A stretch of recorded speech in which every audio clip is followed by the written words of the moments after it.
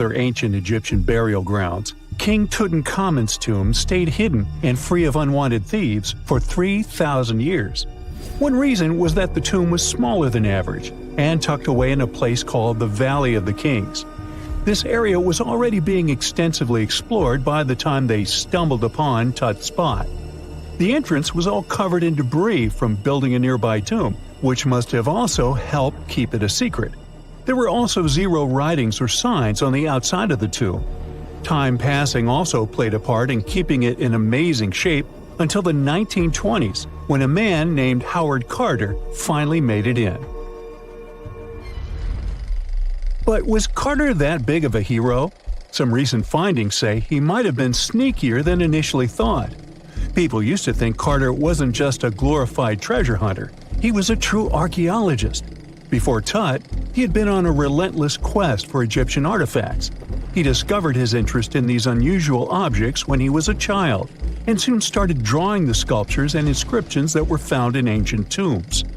After stumbling upon the remains of King Tut, Carter spent a decade recording and processing all sorts of objects, like golden thrones, chariots, and statues from Tut's tomb, shipping them down the Nile to Egypt's museum in Cairo.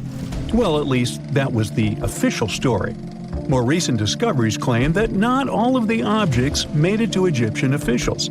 A secret letter seems to uncover Carter's little 10 for them, 1 for me policy. The letter in question was sent to Sir Alan Gardiner, a philologist and friend of Carter's, dated from 1922.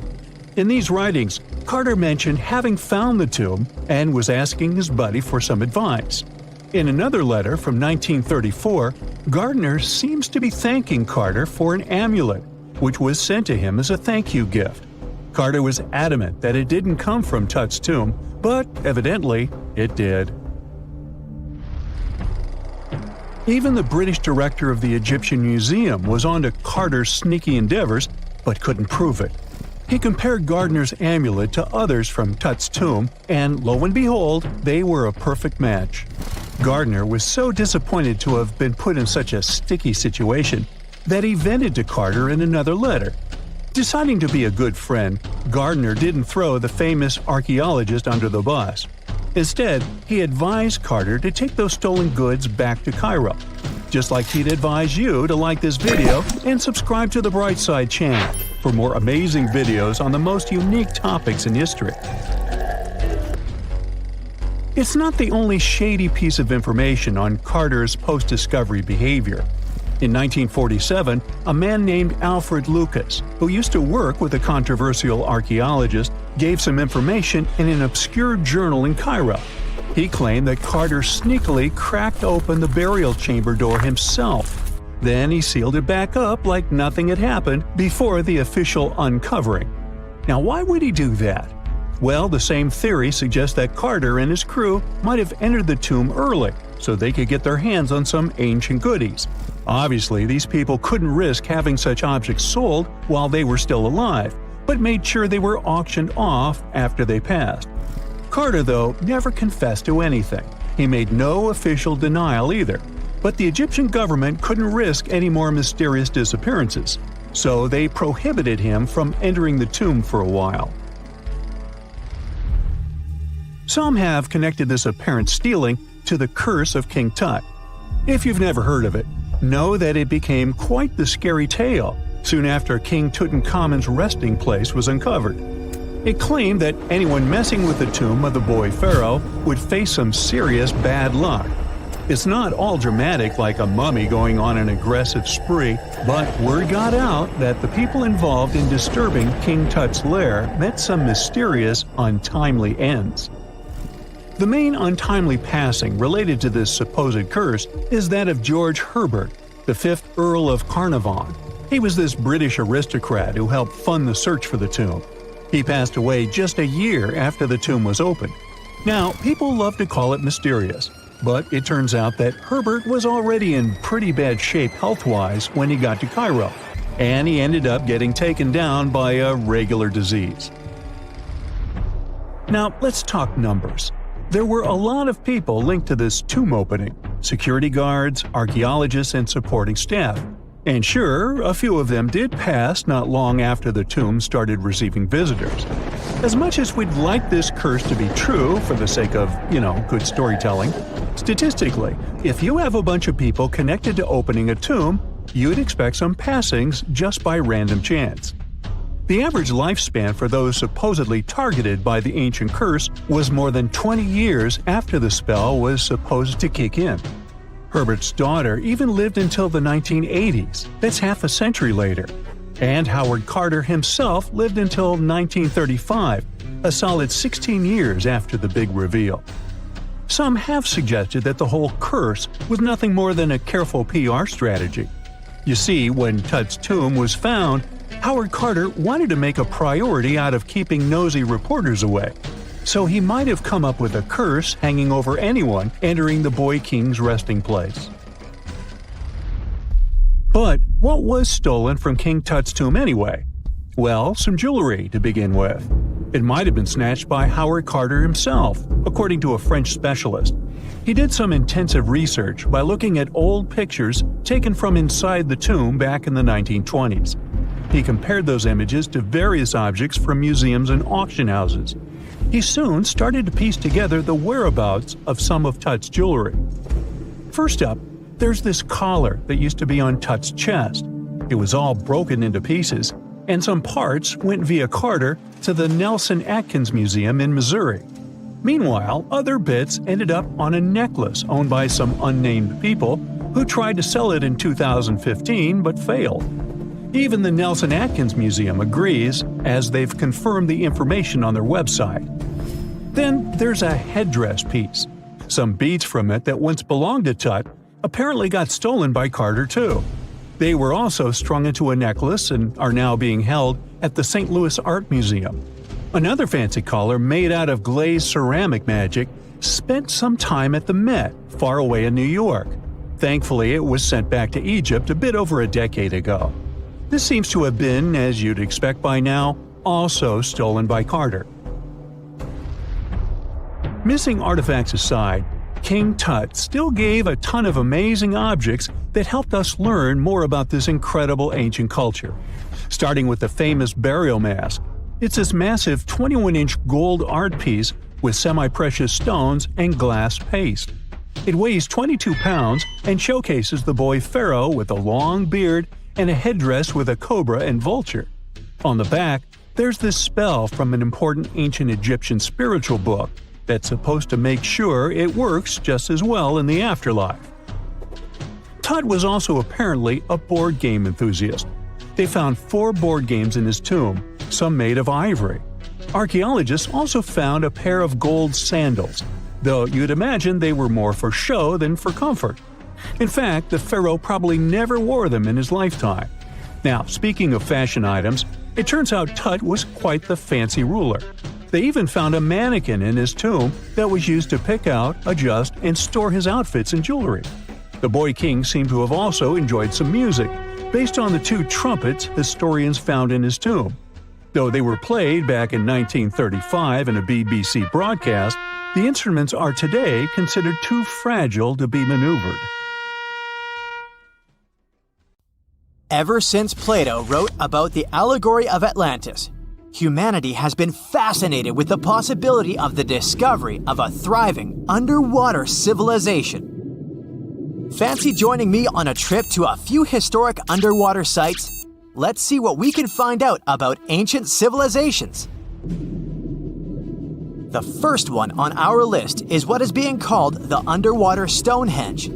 Scientists have recently discovered a mysterious pile of cairns that stretch for miles under the shimmering waters of Lake Constance at the borders of Switzerland, Germany, and Austria. Archaeologists began to explore the site back in 2015, and they haven't been able to understand yet what it was actually used for. What they do know is that there is a 12-mile line of 170 human-made stone cairns under Lake Constance. Scientists say this was most likely the result of a combined work of several villages. The cairn site was probably used for some collective purpose. The formations are huge. Some of them are several dozen feet wide. The most amazing discovery so far is that the site dates back to around 5,500 years ago. Now, what were we humans doing back then? We were living in the prime years of the so-called Stone Age. We were beginning to make artifacts from stone and use them to hunt and eat. Can you imagine what a knife and fork might have looked like back in those days? It's no coincidence that scientists call this site the underwater Stonehenge, though. Both sites are believed to have been built around the same period of time. You see, Stonehenge dates back to around 3100 BCE. Both sites carry the distinct characteristic of stone monuments built in a circle. Not to mention the fact that scientists also haven't figured out why on earth our early ancestors would feel the need to build a monument such as Stonehenge. Well, the mystery of Lake Constance hasn't been solved yet. Who were the Neolithic people from this area? And for what purpose did they go through such an amount of work and effort to build this huge stone site? Next, we're taking you on a tour of the Ryukyu Islands just off the coast of Japan. You're diving deep down to an archaeological site. But I should warn you, the waters of the Pacific Ocean are far from smooth. It doesn't take long before you see a huge structure, thanks to the sunlight shining down on the seabed. At first, it looks like Machu Picchu's ruins located across the globe in Peru. As you approach the site, you slowly figure out its forms. A pyramid-shaped structure, arches, staircases. It's something that could have easily been a palace or a castle. Could this be a sign of human activity? What you've just seen is known today as the Yonaguni Monument. It also goes by the name of Japan's Atlantis. The entire monument is about the size of 5 soccer fields and the height of a 5-story building.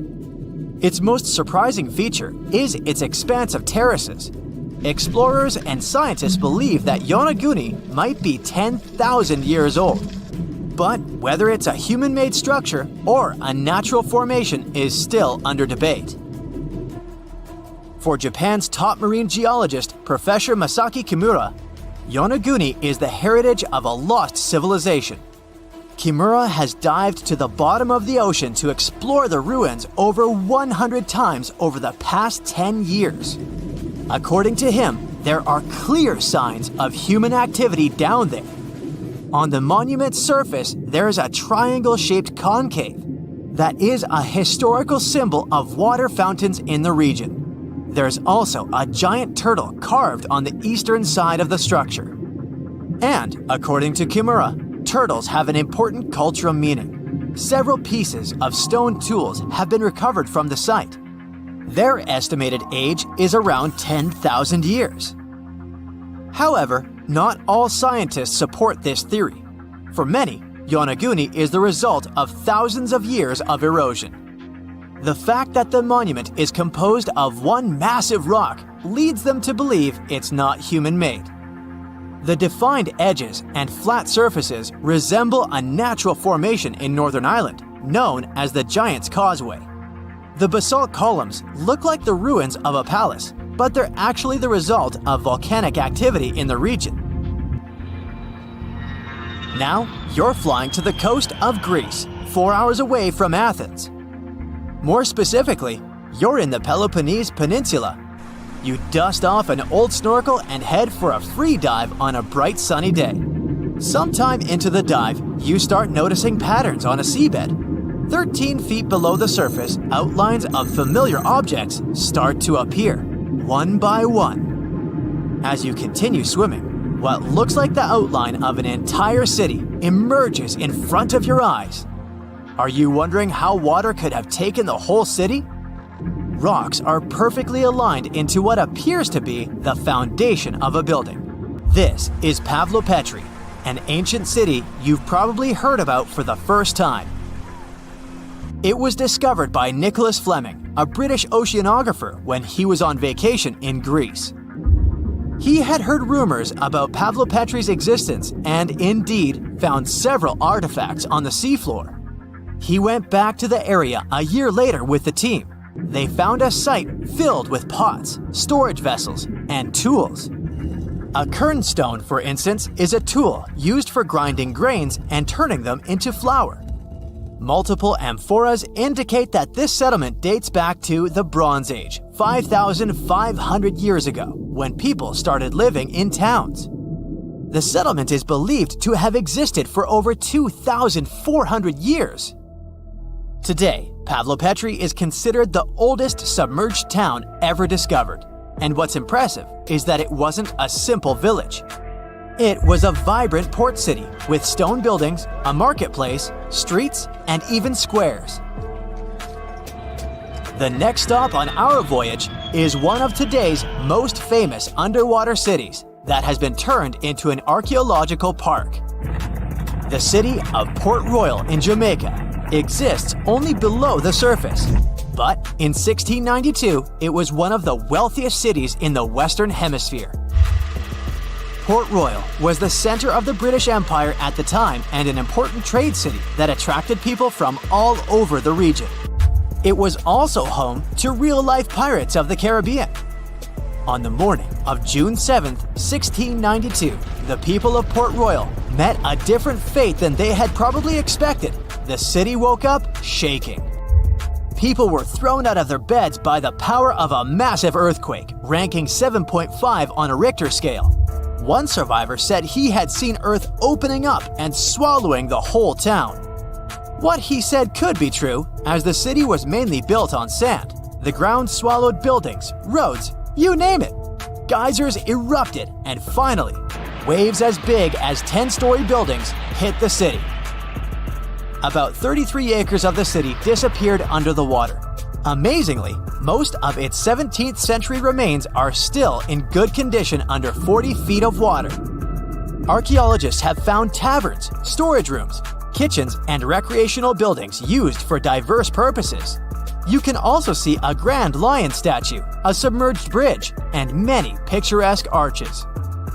Of course, I saved the best for last: India. Just off its coast lies another sunken marvel. A site known as the Lost City of Cambay is located in the Gulf with a similar name. It remained undiscovered until 2001, when the National Institute of Ocean Technology made a routine water assessment. With the help of sonar technology, which sends a wave sound to the bottom of the sea, they found something far beneath the surface. Images showed well-defined geometric shapes spread along a 5-mile stretch. The remains date to more than 9,500 years ago, meaning this civilization was lost at around the end of the Ice Age. Debris recovered from the site included construction material, pottery, beads, sculptures, and even bones. Scientists argue whether these artifacts are indeed from the site, but if they truly are, then the lost city of Cambay might be the oldest civilization in the world. The conditions on this mysterious island might teach us how we can live on Mars one day. Devon Island is, to this day, the largest uninhabited island on our planet. It's located in the Canadian Arctic archipelago, and it's easy to see why people find it impossible to make a home here. The soil stays frozen throughout the seasons. The eastern part of the island is covered by a thick ice cap all year round. Summers here last for less than 50 days. And by summer, I mean that the ground is snow-free and the temperatures are slightly over 46 degrees Fahrenheit. Since almost no plants are growing here, there are no animals that could have adapted to these conditions. That's why scientists compare this island to what it would be like to live on Mars. In 2001, a project started here on Devon Island looking to discover how people might live and work on other planets, particularly on Mars. It's called the Houghton Mars Project and offered NASA scientists some unique studying opportunities. There are few options here in terms of logistics and transportation, and communicating with people living outside the island is also a bit more difficult. Specialists believe that if we can find solutions to live here, we might be able to do it on Mars too. Think of it as a home-based outer space boot camp. The Pitcairn Islands can be found in the middle of the Pacific Ocean. If you're a fan of adventures and remote places, this is the place to be. But you'll need to buckle up for quite the ride, since no plane has ever reached this place. The only way to reach the Pitcairn Islands is to take a 32-hour yacht ride. No wonder only 50 people are known to live here. Its history is really interesting too. A group of people settled here in the 18th century after a failed marine mission. To this day, all the residents of the island are descending from that initial group. Life's not easy here though. If they need to see a doctor, for example, they need to travel either to the island of Fiji or to New Zealand.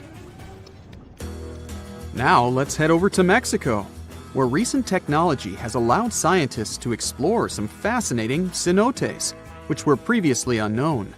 Cenotes are also called sinkholes and allow us to see subterranean water bodies. A team of archaeologists, cave divers, underwater photographers, and biologists came together to explore and document the extensive network of sinkholes located in the Yucatan Peninsula. One of the hotspots is located under the main pyramid at the Chichen Itza archaeological site. In total, scientists are looking to explore about 6,000 cenotes stretched across this whole region. The whole project is important not only because of the geological discoveries, but also because of its connection to the Mayan people and their culture. These recent discoveries revealed that for the Mayans, these cenotes weren't simple water sources. They dictated the way they built their constructions and had a huge impact on their spiritual lives too. The tallest mountain in the world is Mount Everest, sure, but it's been explored by scientists and tourists alike and doesn't hold many secrets. The mysterious Ganghar Puensem, on the other hand, is the tallest unclimbed mountain on our planet. The reason behind this unusual situation is not because of its remoteness or harsh conditions. Rather, because it's against local legislation to climb it.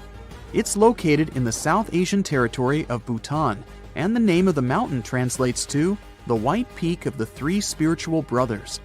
Local tradition dictates that mountain peaks shouldn't be available to humans and need to be left to the higher spirits. Mountains in this region can only be climbed up to 3.7 miles, but Ganghar Puensem tops 4.7 miles. For this reason, there's no official record of any human reaching the peak. Almost all of the previous expeditions have been inexplicably stopped at the midpoint. The next unusual spot should be on any travel enthusiast's bucket list, the island of Madagascar. For starters, it's estimated that about 90% of the species of plants and animals that are found here can't be seen anywhere in the world. But there's one small portion of the island that has baffled both tourists and scientists, the stone forest. It belongs to the Tsingy de Bemaraha National Park and features some unique limestone formations. They look like thousands of spiky towers that stretch hundreds of feet into the air. The distance between these formations can be anywhere from a few inches to the length of a city street. As beautiful as it is, it's really hard to get here. It'll take you a few days to get there from the nearest city. Once you get to the park, it becomes really difficult to explore too. It can take a whole day to go across as little as half a mile. The word Tsingys itself translates to where one cannot walk barefoot. To visit the remotest village in the whole world, you'll need to prepare yourself for quite the journey. From the United States, for example, the easiest route involves a 15-hour flight to Cape Town, South Africa, followed by a 6-day boat ride to reach Tristan da Cunha. Or you could take a month-long cruise through the South Atlantic Ocean, whatever works better. Planning in advance is a must, since only 9 boat visits are made to the island yearly. It's just 7 miles long and right in the middle of the South Atlantic Ocean, stretching a mere 37.8 square miles. There are slightly over 200 residents, and they all farm for a living. They do have internet service, but it's really slow. The people living here speak a dialect of English that is used by the fewest number of people in the world. The town of Coober Pedy in Australia is partially underground. It all began back in 1915, when opal deposits were found in the area. To this day, the town is still the biggest opal mine in the world. People living here figured out that it would be more comfortable for them to stick to the underground, as temperatures above ground can reach 125 degrees Fahrenheit. So, the establishment now has underground stores and galleries. Coober Pedy is also home to the world's first 4-star underground hotel. North Sentinel Island, located near India, is another pretty remote place. Not because of the time it takes to get there or the climate, but because it's home to the world's most mysterious tribe. The population living here is estimated to be between 50 to 400 people and isn't known to have any contact with the outer world. This is mostly because locals don't really enjoy visitors and tend to scare them away, even harming tourists. So, to protect them and their obvious wishes, the island is monitored by the local Indian authorities. It's believed the tribe's people don't have any immunity from modern diseases, so being in contact with foreign people might actually be fatal for the locals. On these French islands, there are no native inhabitants. The Kerguelen Islands are part of the Antarctic lands and are home to just scientists that visit on rotation. At any given time of the year, there are no more than 100 people here, and they're mostly engineers and researchers. There's no plane to get you to these islands, and few tourists are known to have visited them. The island is covered in glaciers, and the soil here isn't friendly to plants or animals. But if you're curious about what this place looks like, you'll need both the money and the time to complete the trip. You can only reach the island by ship, which reaches the shores of Kerguelen only 4 times a year. It isn't cheap to stay in these islands, and you definitely won't find 5-star hotels here. The trip departs from Réunion, and it takes about 28 days to reach the first island. Half of the time will be spent at sea, so be prepared to cover over 5,600 miles of the Indian Ocean. So hi, how about exploring some cool and unusual artifacts from the past? Let's go! Have you ever heard of Chinese magic mirrors? These mirrors were made of solid bronze. They had 2 sides. The front was a shiny polished surface, similar to our typical mirrors. It was the back that did the magic. When bright light fell on the mirror, it looked as if it was transparent, and the pattern on the back of the mirror got projected onto the wall. The backside could have different designs on it, depending on what its creator wanted to depict. Since the mirror was made out of bronze, no one expected this optical illusion to occur. These ancient artifacts date back to 2900 to 2000 BCE. They became popular in China and were produced in large numbers at the time. Eventually, their fame faded away. For centuries, the magic of these mirrors baffled both people and scientists. In the 11th century, Chinese scientist Shen Ku decided to study the mirrors. He conveniently had 3 of them. He was surprised by the ability of the metal to act as if it were transparent. He believed that some tempering techniques created surface wrinkles on the mirror to make it translucent. Yet these wrinkles were imperceptible to the human eye. It turns out he was right. Many scientists tried to decipher the open mirrors over the centuries, but remained clueless. Finally, in 1932, William Bragg discovered that Shen Ku had been right about imperceptible surface wrinkles all along. Every once in a while, people open multiple tabs in a browser and come to a point where there's no room for a new tab. Apparently, this had also been happening long before computers and the internet were invented. Meet the 16th century browser. This is a full-size book wheel. It's kind of a custom-made rotating bookshelf. Gregory Hayworth, a specialist in textual science, says that this tool has a system of epicyclic gears. That means that the book wheel has a working principle like a planetary system. One gear rotates around another. The shelves of the device maintain a constant 45-degree incline that holds the book securely as the giant wheel turns. Back then, people used the tool while writing encyclopedias and editions of classical works. In this kind of work, a person has to have many books open simultaneously so that the information from multiple sources can be gathered easily. Italian engineer Agostino Ramelli is the inventor of this piece of early modern machinery. What if I tell you that sponge divers in Greece accidentally found an ancient computer? They pulled out this artifact from a shipwreck near Antikythera Island in 1901. Scientists called it the Antikythera mechanism and labeled it as the first mechanical computer. The machine looks like a hunk of bronze, but it has some kind of mechanism composed of gears and wheels. So, experts first assumed that it was an astronomer's tool. After an X-ray scan, though, they found out that the instrument was far more complex than they thought. The artifact was meant to calculate astronomical positions, track the 4-year cycle of athletic games, and so on. It contained a box with dials on the outside and had an assembly of gear wheels attached. It's still unknown who built an instrument with this level of artistry 2,000 years ago and why this technology was lost. After seeing how sophisticated the device was, scientists accepted that their perception of ancient Greek engineering wasn't really accurate. Professor Michael Edmonds of Cardiff University admits that based on the knowledge they have, this mechanism shouldn't even exist.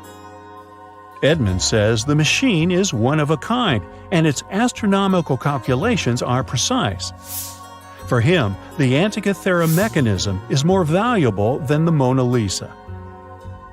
In 1929, scholars working in Topkapi Palace Museum in Turkey discovered a map. It became famous for being the oldest map showing the Americas. Perry Reese drew this detailed map on a gazelle skin in 1513. He depicted Europe, North Africa, the coast of Brazil, and several islands, such as the Azores and Canary Islands. The most exciting thing is that he created the map only 21 years after Columbus had set foot in the New World. Well, it was new to him. Perry Reese was a maritime scholar and a successful naval commander leading the Ottoman fleet. Yet, while drawing the map, he relied not only on his expertise in sailing. He created it by assembling and referring to 20 other regional maps, like the Arab map of India, 4 Portuguese maps, and the map of the western parts drawn by Columbus. Yes, the part he got from Columbus raised the heartbeat of many historians. Columbus drew a map during his 3rd voyage to the New World and sent it to Spain in 1498. It's assumed to be lost. Surprisingly, historians can now understand what Columbus noted down by looking at Perry Reese's map. Fun fact, he also drew another world map in 1528. Even though only about 1/6 of this map has survived, it's clear that it described the northwestern part of the Atlantic, the region from Venezuela to Newfoundland, and the southern tip of Greenland. The map also showed Antarctica centuries before its discovery. Historians had to rethink the chronology of history after getting this crazy information. Perry Reese described Antarctica's topography without ice in great detail. In the 1930s, workers found dozens of stone spheres in Costa Rica. Locally, they're known as bolas de piedra, literally stone balls. They were made by a civilization lost in time. What's interesting about these balls is their shape. They are perfectly spherical. How ancient people could make such precise shapes is a mystery. The spheres are of different sizes. Imagine a small one, like a tennis ball. Then put another one next to it, 7 feet in diameter. The largest spheres weighed 16 tons. Archaeologists are sure that these balls are human-made. Yet their purpose remains unclear. Some archaeologists claim that the spheres could represent the solar system or could be inspired by various stages of the sun and the moon. Others say that the stone's placement refers to the houses of chiefs. Most of the stone spheres were sculpted from granodiorite. It's a hard rock similar to granite. Experts believe that ancient people used smaller rocks from the same material as tools to shape these spheres. They also think that sculptors probably heated portions of the stones and then cooled them rapidly. This could have helped them to remove the outer layers of rock. Our next one is an ancient battery set found in Iraq in 1936. The set consists of a ceramic pot, a copper cylinder, and an iron rod. At the top, the iron rod is isolated from the copper by asphalt, and both the rod and cylinder fit inside the mouth of the jar. The copper cylinder isn't watertight, so if the pot was filled with a liquid, it would surround the iron rod as well. Archaeologists focus more on the oxidized iron rod because the vessel just needed to be filled with an acid or alkaline substance to produce an electric charge. After examining this bizarre artifact, an Austrian archaeologist hypothesized that the instrument made use of chemical reactions to generate electrical energy. That's why they likened the instrument to a battery. An ancient civilization might have used it for some kind of electrotherapy. Yet there isn't any electroplated object known from this period. So Koenig's hypothesis was rejected by many archaeologists, but nobody has proven him wrong either. The origin and purpose of the vessel remain unclear to this day. So, want to see the world's oldest art studio? In 2011, archaeologists found 100,000-year-old shells in a South African cave. Those shells were used for paint making. A coating of bright red powder on the inside of a pair of shells is the proof. Archaeologists say they found a complete kit used to produce a pigmented mixture. Now, in a different part of the cave, several paintings were displayed with little price tags on them intended for sale. Nah, just kidding. Although that big one over there would look good over my couch. What is a boat doing in the middle of a desert? You would expect to find a seagoing vessel closer to shore. This is the question archaeologists had been asking for decades. In 1988, there was a storm near one of the most important archaeological sites in ancient Egypt. A wooden structure emerged from the sand. It was hollowed out by termites. Scientists were determined to solve its mystery. In 2000, they began excavating the site near Abydos, Ubidos. An American team of experts soon discovered a boat that was 70 feet long, and it wasn't alone. In total, there were 14 boats neatly resting next to each other. It was impossible to completely dig out the boats because of their poor condition. Luckily, the wood was preserved enough to get a sample. Analyses revealed that the boats were around 5,000 years old, the oldest fleet in human history to this date. The time of their construction predates the pyramids at Giza by half a millennium. Each ship of the fleet rested in a vault that matched its dimensions. The room was roughly a third of the size of a tennis court. It had mud brick walls that featured more than 120 drawings of boats. Ancient Egyptians incised them on whitewashed walls that were excellently preserved. Scientists have known about these mysterious chambers for well over a century. 1901, 1902. A British archaeologist, Arthur Weigel, stumbled upon a strange structure west of the River Nile. His team caught a glimpse of the interior walls. Sadly, a section of the roof collapsed, so they had to call off further exploration. Researchers abandoned the site, but its location remained on the maps. The boat's position first led scientists to think that they rested on a bank of the mighty Nile. But there was a problem with this theory. Today, the river flows almost 7 miles west of Abydos. Further studies of the surrounding terrain showed the Nile didn't change its course throughout history. Also, if the boats floated near a dock, they would be in unstable positions. The 14 vessels at Abydos were perfectly parallel to each other. There was only one conclusion possible. Someone had deliberately placed them like that. They must have gone through a lot of effort. Each boat had enough room for up to 30 rowers. These vessels could really float. They weren't models, but scholars still don't know if they actually sailed any body of water in ancient Egypt. This doesn't diminish the importance of the find. Previously, archaeologists found only small-scale models. In King Tut's tomb alone, there were 35 boat models. For a long time, these figurines were the only clues as to how ancient Egyptian vessels looked like.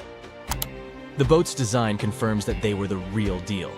They are the earliest surviving examples of something called built boats.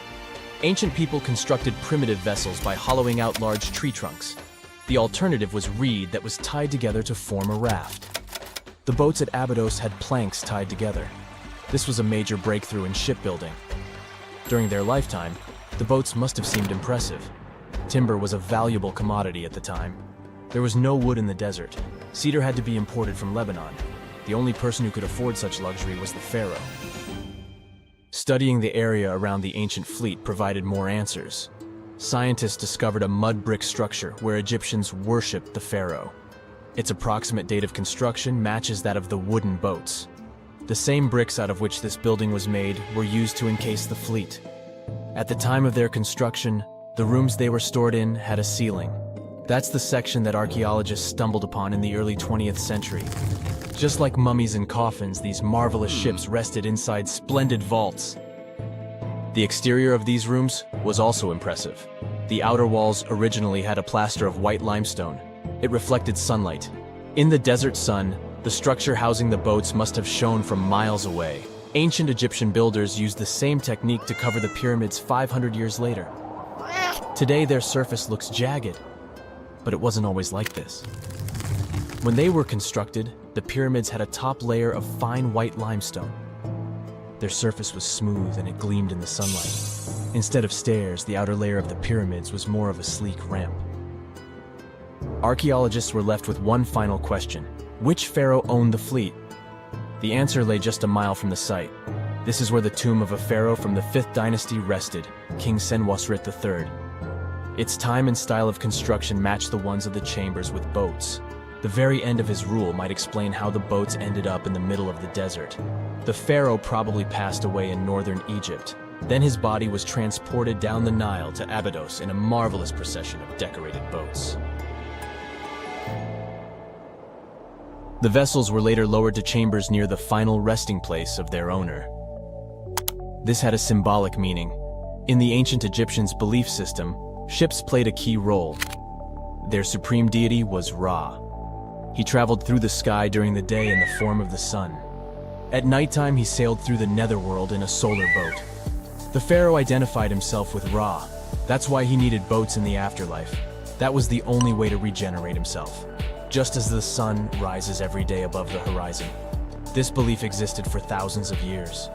The more famous Pharaoh Khufu also had a ship. Scientists found it in 1954 next to his pyramid at Giza. It is some 4 centuries younger than the fleet at Abydos, but Khufu's ship was almost 2 times longer. The Great Pyramid of Giza and King Tut's tomb are some of the most famous archaeological finds in Egypt. But there are many more secrets hiding beneath the endless sands of the Sahara Desert. Recently, 2020, archaeologists found a lost city there. They have labeled it as the most important discovery since King Tut's tomb, 1922. The city of Aten is some 3,000 years old. Historians hope it will give them a unique insight into the everyday life of ancient Egyptians. The famous archaeologist and Egyptologist Zahi Hawass proclaimed the site a lost golden city. Aten sits some 300 miles south of Egypt's capital, Cairo. It is close to the famous Valley of the Kings. Archaeologists first found sections of mud brick walls that spread out in all directions. They discovered complete rooms with tools of everyday life inside.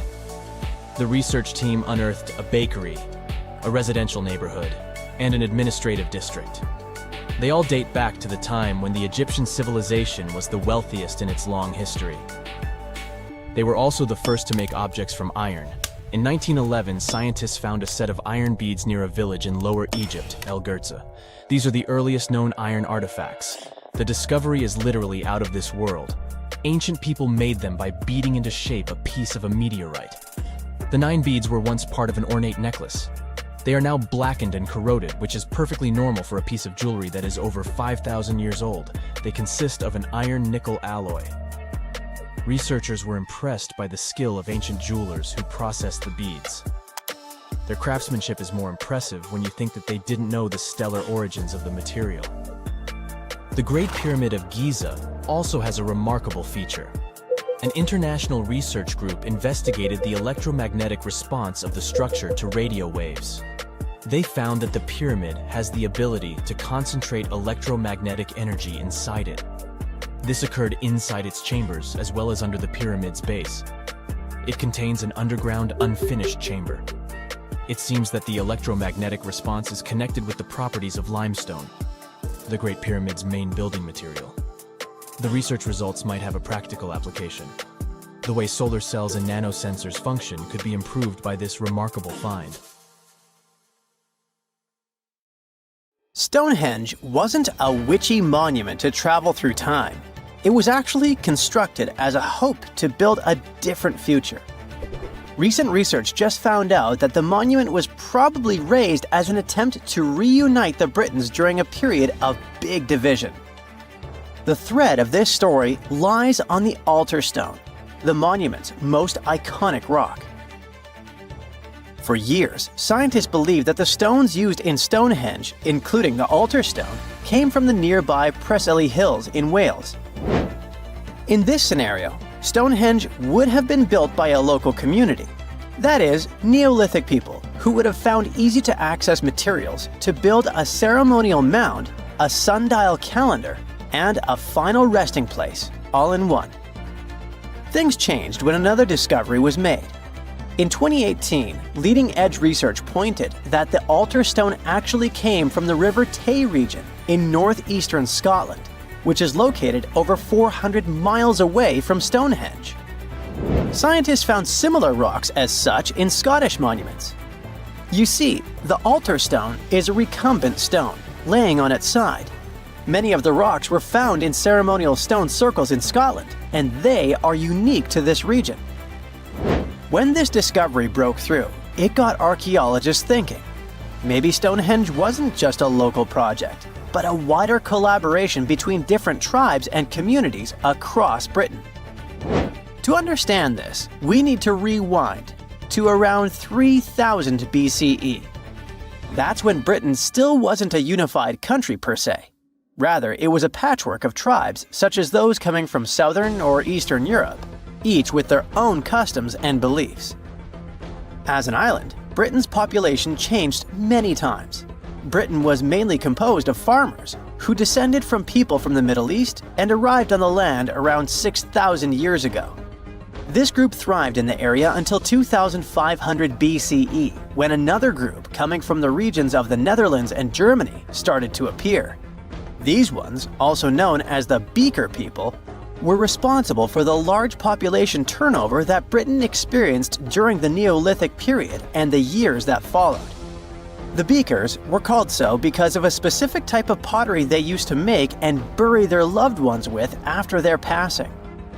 It's possible that the original dwellers of the land didn't like it that their land was being repopulated. And what researchers suggest is that Stonehenge was this attempt to reunite the original Neolithic farmer population and regain some type of identity control over their land. They would have invested a lot of time and energy in bringing the altar stone all the way down from Scotland, without the help of wheel technology, for example. You see, the wheel had already been invented in Lower Mesopotamia, but since there was no Wi-Fi at the time, the Brits weren't aware of this technology until much later on. This whole territorial crisis could have driven locals to use their resources to move the altar stone to Salisbury Plain in England, in order to reunify the land. You see, Stonehenge wasn't built in one go.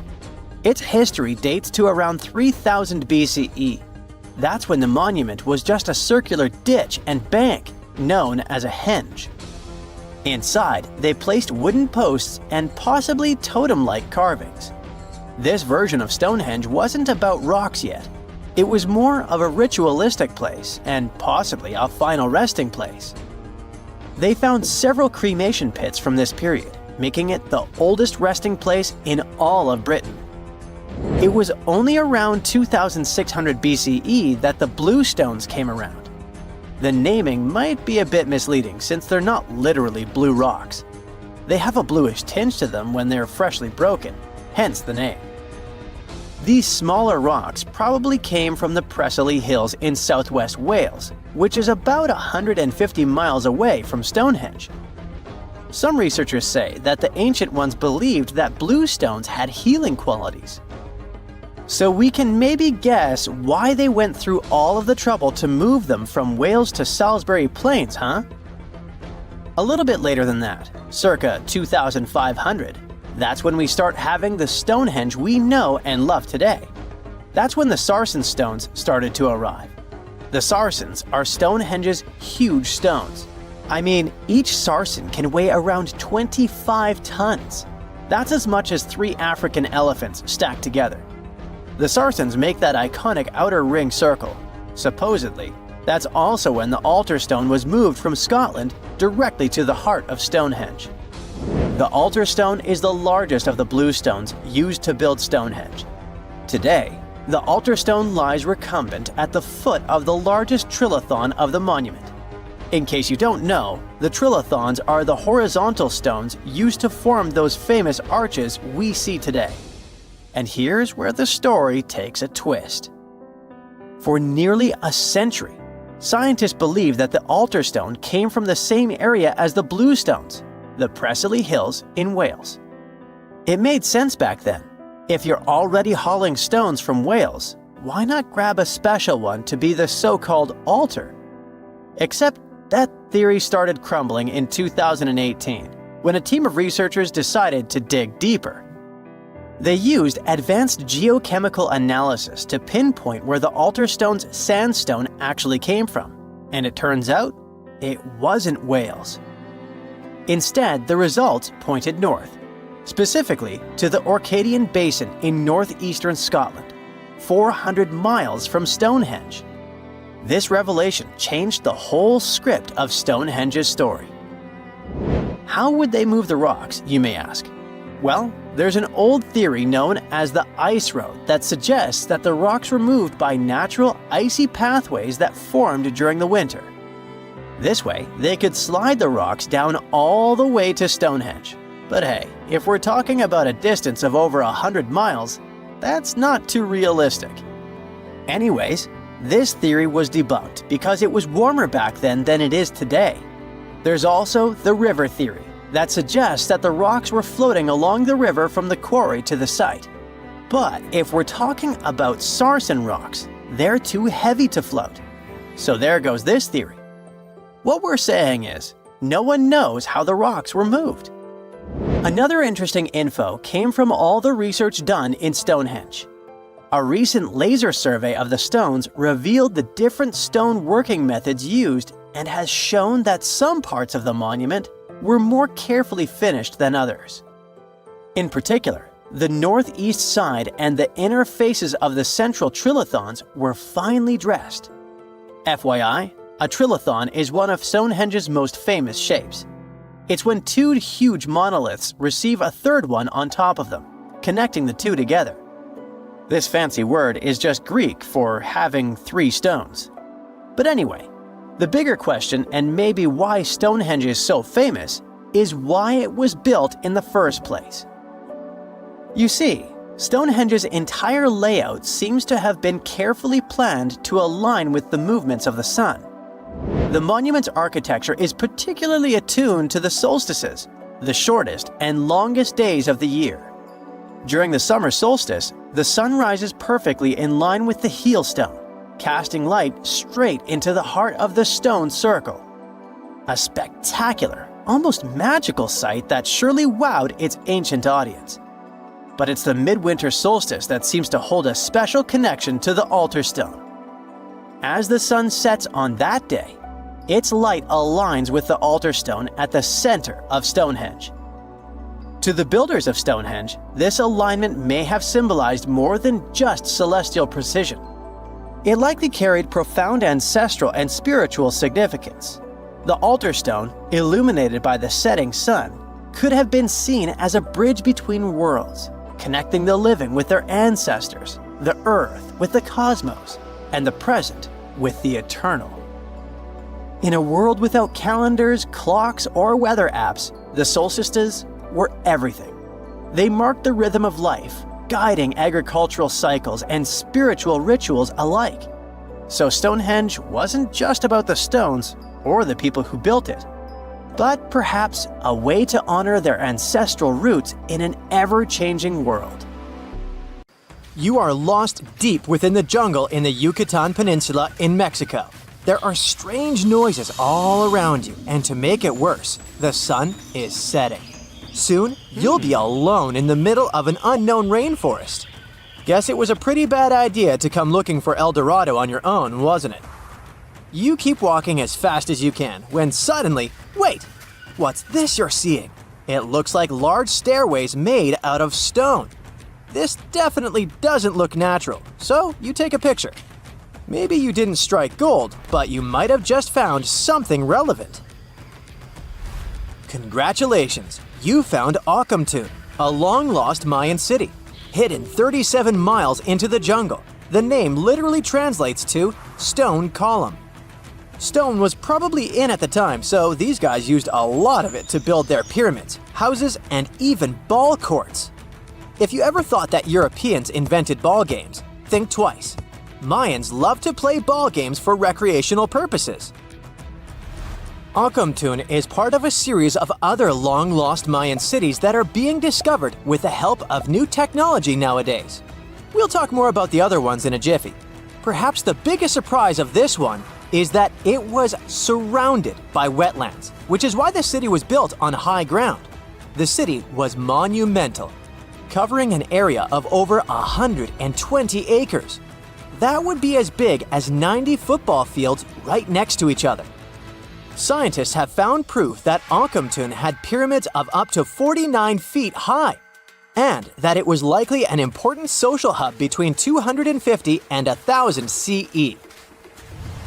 This is definitely a game changer. But lost Mayan cities began to be unearthed in the 19th century. Modern technologies, such as LiDAR imaging, help archaeologists see through dense canopies of the forests. This means that people don't really have to risk getting lost in the tropical jungle like you did at the beginning of this video. LiDAR works sort of like an X-ray. It sends out laser beams that can detect any signs of ruins or ancient constructions. According to space archaeologist Sarah Parchak, satellite imagery has been a key player in discovering ancient cities in South America, Egypt, and other places. Sarah herself spends most of her days scouring images for any signs of where there could have been cities long ago. She says that more often than not, what happens is that ruins are covered by vegetation, soil, or sand, which makes them super tricky to find. But thanks to these awesome tools, scientists also made the huge discovery of ancient Mayan causeways, which spread throughout old Mayan territories. I mean, take a look at these roadways. You'd expect to see ruins like this in places such as Portugal, England, or the United States. I'm talking about 130 feet wide roads painted white to help travelers journey through the nighttime. Scientists recently unearthed a 110-mile network of roads such as these, and they think this dates back to before the first registered Mayan highways we've known so far. These roadways, which sometimes ran over the swampy ground and were even elevated at times, are being called the world's first superhighways. Even if there is no registry of animal-powered vehicles, it's believed that the Maya used them to travel around a network of possible 964 settlements. They were built like a huge spiderweb, and from what archaeologists have gathered, this huge system of roads worked to connect a big system of economic and social interactions between Mayan cities. This completely debunks the traditional idea that the Mayan pre-classic period, which dates back to 2000 BCE, was made of small, tribal settlements. Imagine the manpower and engineering ability you need to muster to build something close to these white highways. Scientists believe that these causeways were built pretty much the same way as the Mayans built their pyramids, with a mixture of mud and quarry stone. Oh, and using several layers of limestone to make them white. That's pretty cool, right? But let's take a few steps back for a moment to get some context. The Mayans were one of the biggest pre-Columbian civilizations living in the Americas. Until now, experts believe that at its apex, the Mayan civilization consisted of over 40 cities with a population of millions of people. That's a lot of folks. Their civilization spanned Mexico's Yucatan Peninsula, Guatemala, and Belize. And they survived mainly on agriculture. The thing is, the Yucatan Peninsula was an extremely difficult place to grow crops. So the Mayans had to develop a complex irrigation system in most of their cities. They built a series of ceremonial buildings, pyramids, and plazas. The Mayans might have been keen pyramid builders, but they also developed an advanced astronomical system. With whatever ancient technology they had, they were able to predict the exact location of planets such as Venus and Mars, as well as the exact dates of eclipses. If you've ever seen examples of ancient Mayan cities, this is Tikal. Located at the heart of the Guatemalan jungle, Tikal is believed to have been the capital of the ancient Mayan conquest state. At its height, it was comparable in importance to cities such as London or New York in today's world. It's composed of a series of complex monuments. The North Acropolis is one of Tikal's most ancient complexes of monuments.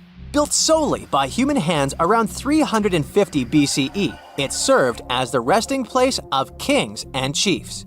Its monuments are up to 200 feet high. Back in the day, the step pyramid temples were painted a beautiful red. Mayans loved that color. Today, of course, you'll only see the limestone. Then there's Chichen Itza. It's got one of the best preserved pyramids on Earth to date. Located in Mexico's Yucatan state, this Mayan city is well over 1,500 years old. At its peak, it was home to 35,000 people. The site covers 4 square miles of land. The highlight is El Castillo, a tremendous step-like temple standing 80 feet above ground. Its most peculiar feature is that it has 91 steps up each of its 4 sides, including the upper platform, which makes for 365 steps, the same number of days as the solar year. You can see that these folks were a pretty big deal, huh? That's why nobody can really understand what happened to them. There's a big lack of evidence on the decline of this almighty empire. What could have been the cause of their demise? Was it a drought?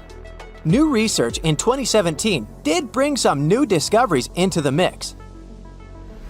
Using data from a site at Ceibal, located at southwest of Tikal, scientists analyzed radiocarbon data from ceramics and archaeological excavations to extract new information about the unexpected demise of this great civilization.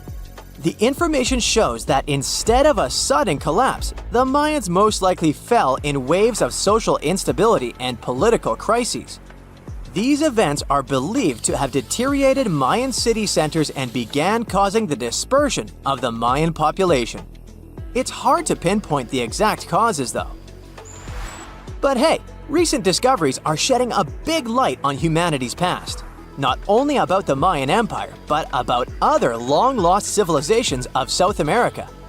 A major recent discovery in Brazil was done using satellite imaging technology and is also shocking scientists. Some images from near the Xingu River, also in the Amazon, suggest that cities of millions of people might have existed inside the jungle, way before our modern civilization ever existed. I mean, if this doesn't shock you, I don't know what will.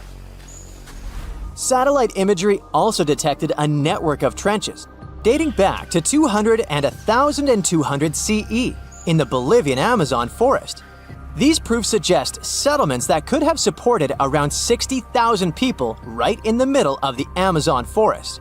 When researchers from the University of Florida went on ground to check the satellite information, they were shocked to find several mounds that were accompanied by ditches and geoglyphs.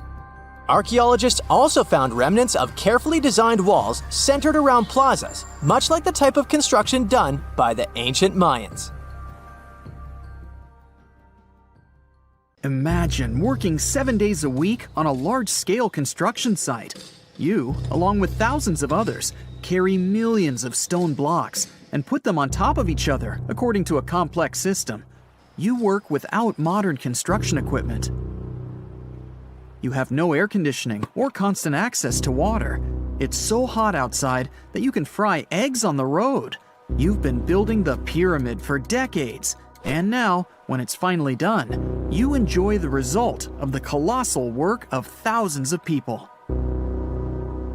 You're looking at a giant cultural monument of global value that will freeze in time and amaze people for tens of thousands of years.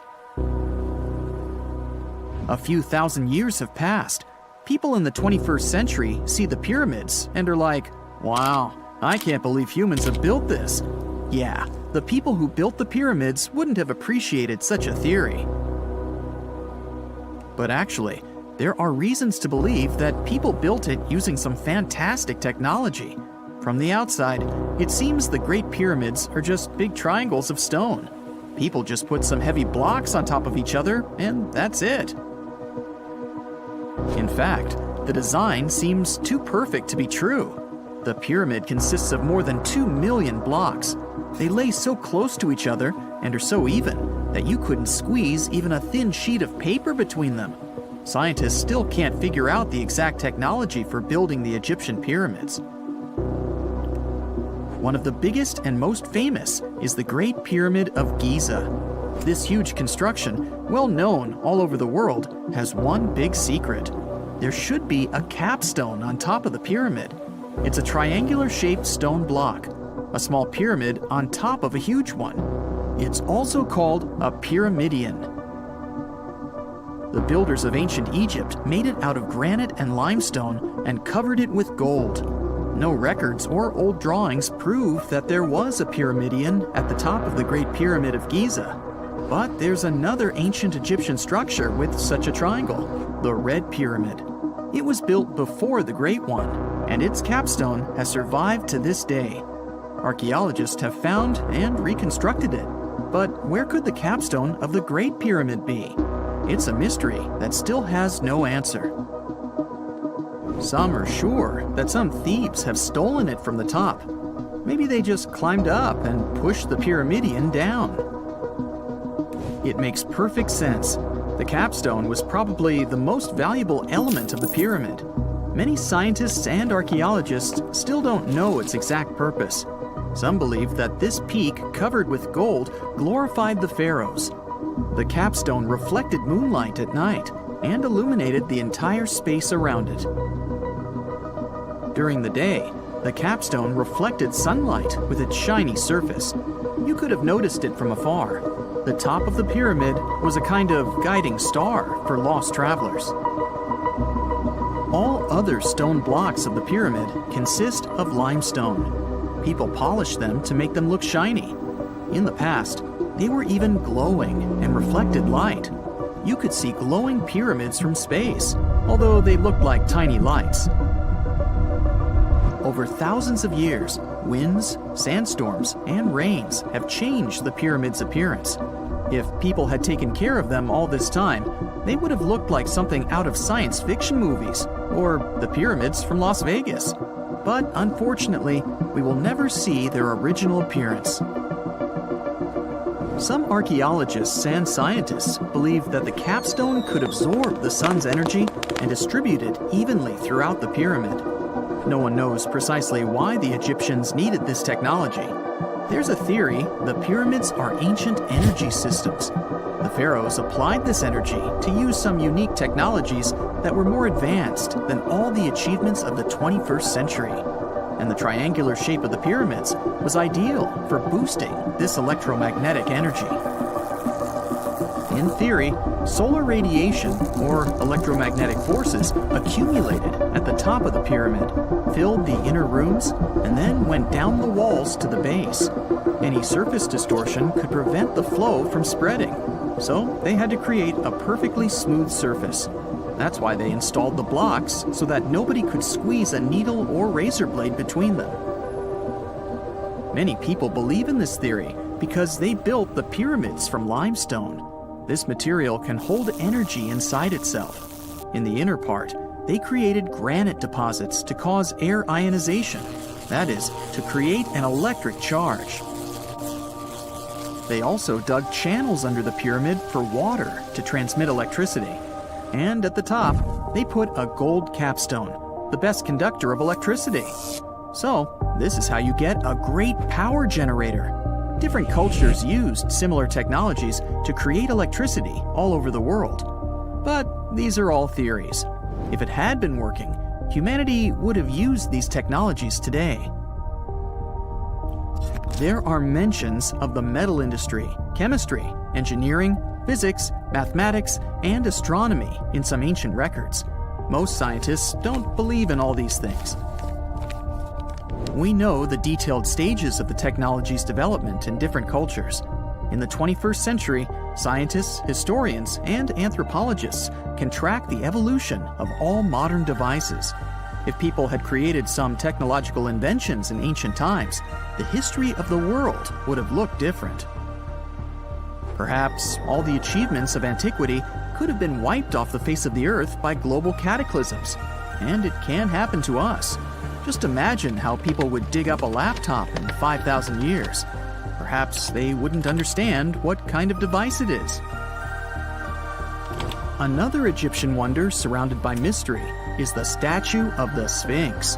The Egyptians carved it out of a single massive piece of limestone about 4.5 thousand years ago. But scientists still don't know the exact date of its construction or who built it. People painted the Sphinx in different colors, so it looked much brighter and more vivid in the distant past. It was shining just like the Great Pyramids. Anyway, time hasn't only changed its appearance, but its name too. Initially, the Egyptians called it Hora-Mekhet. The Greeks renamed it the Sphinx about a few hundred years after it had been built. The Sphinx emphasized the greatness of the rulers of Egypt. It also performed a symbolic function of a watchdog guarding the tomb of the pharaoh and the paths leading to it. This version sounds realistic, since archaeologists have discovered many secret entrances at the foot of the Sphinx. Perhaps these rooms and intricate tunnels lead to underground halls with treasures. And treasures don't always mean gold and jewelry. According to legends and theories, the Sphinx guards the Hall of Records, the storage of all humankind's knowledge. The information about the ancient mythical state of Atlantis could be there. You can find many detailed maps of the internal dungeons of the Sphinx on the internet. They show structures 12 stories deep under the statue. It looks like a small city filled with gold, scrolls of knowledge, and various ancient artifacts. But don't believe all these maps. These are just theories. Several thousand years have passed, but people have very little information about it. Archaeologists know that there are still many strange and exciting things about the Sphinx that are still undiscovered. Some locals are afraid to research because they believe they can awaken something terrible from the underground depths. Therefore, it's mostly scientists from other countries who conduct the excavations. In 1998, scientists discovered strange tunnels leading to empty rooms under the Sphinx. They realized that some people tried to get there through tunnels in the past, and maybe those people took all the treasures that were there. One of the legends says that some powerful artifact lays beneath the Sphinx. Its technology can change the whole world, but the locals are hiding it because it can damage the planet. Some believe that you can find evidence of unknown technologies painted on the granite walls in the pharaoh's tombs. But most likely, these paintings and signs tell us the myths and legends of ancient Egypt. But what if Egyptian symbols and drawings are detailed instructions for using ancient technologies? What if the locals that lived at that time thought, people in the future won't be able to get energy themselves. Let's leave some detailed instructions for them. Anyway, there are many riddles and theories. In reality, the search for answers is a dangerous undertaking, since it's not easy to get into the underground halls. Excavations can ruin the structure of the entire Sphinx. Any person inside the tunnels may get lost and never be able to find their way back. Besides, it costs a lot of money. Now, what would be awesome is if people could invent some device that could scan underground areas and show their detailed models. A comfortable abode with a gorgeous view of the Mediterranean Sea will serve as a perfect rain shelter. Well, this is what a real estate advertisement might have looked like for Neanderthals 100,000 years ago. Welcome to the weird and wonderful caves you could live in, or not. Of course, back then, neither real estate and advertising had been invented yet.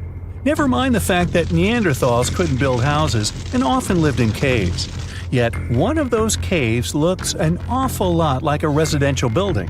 It's situated inside a high limestone cape called the Rock of Gibraltar. If the Neanderthals had had an economy, the caves inside this rock would have cost a bundle.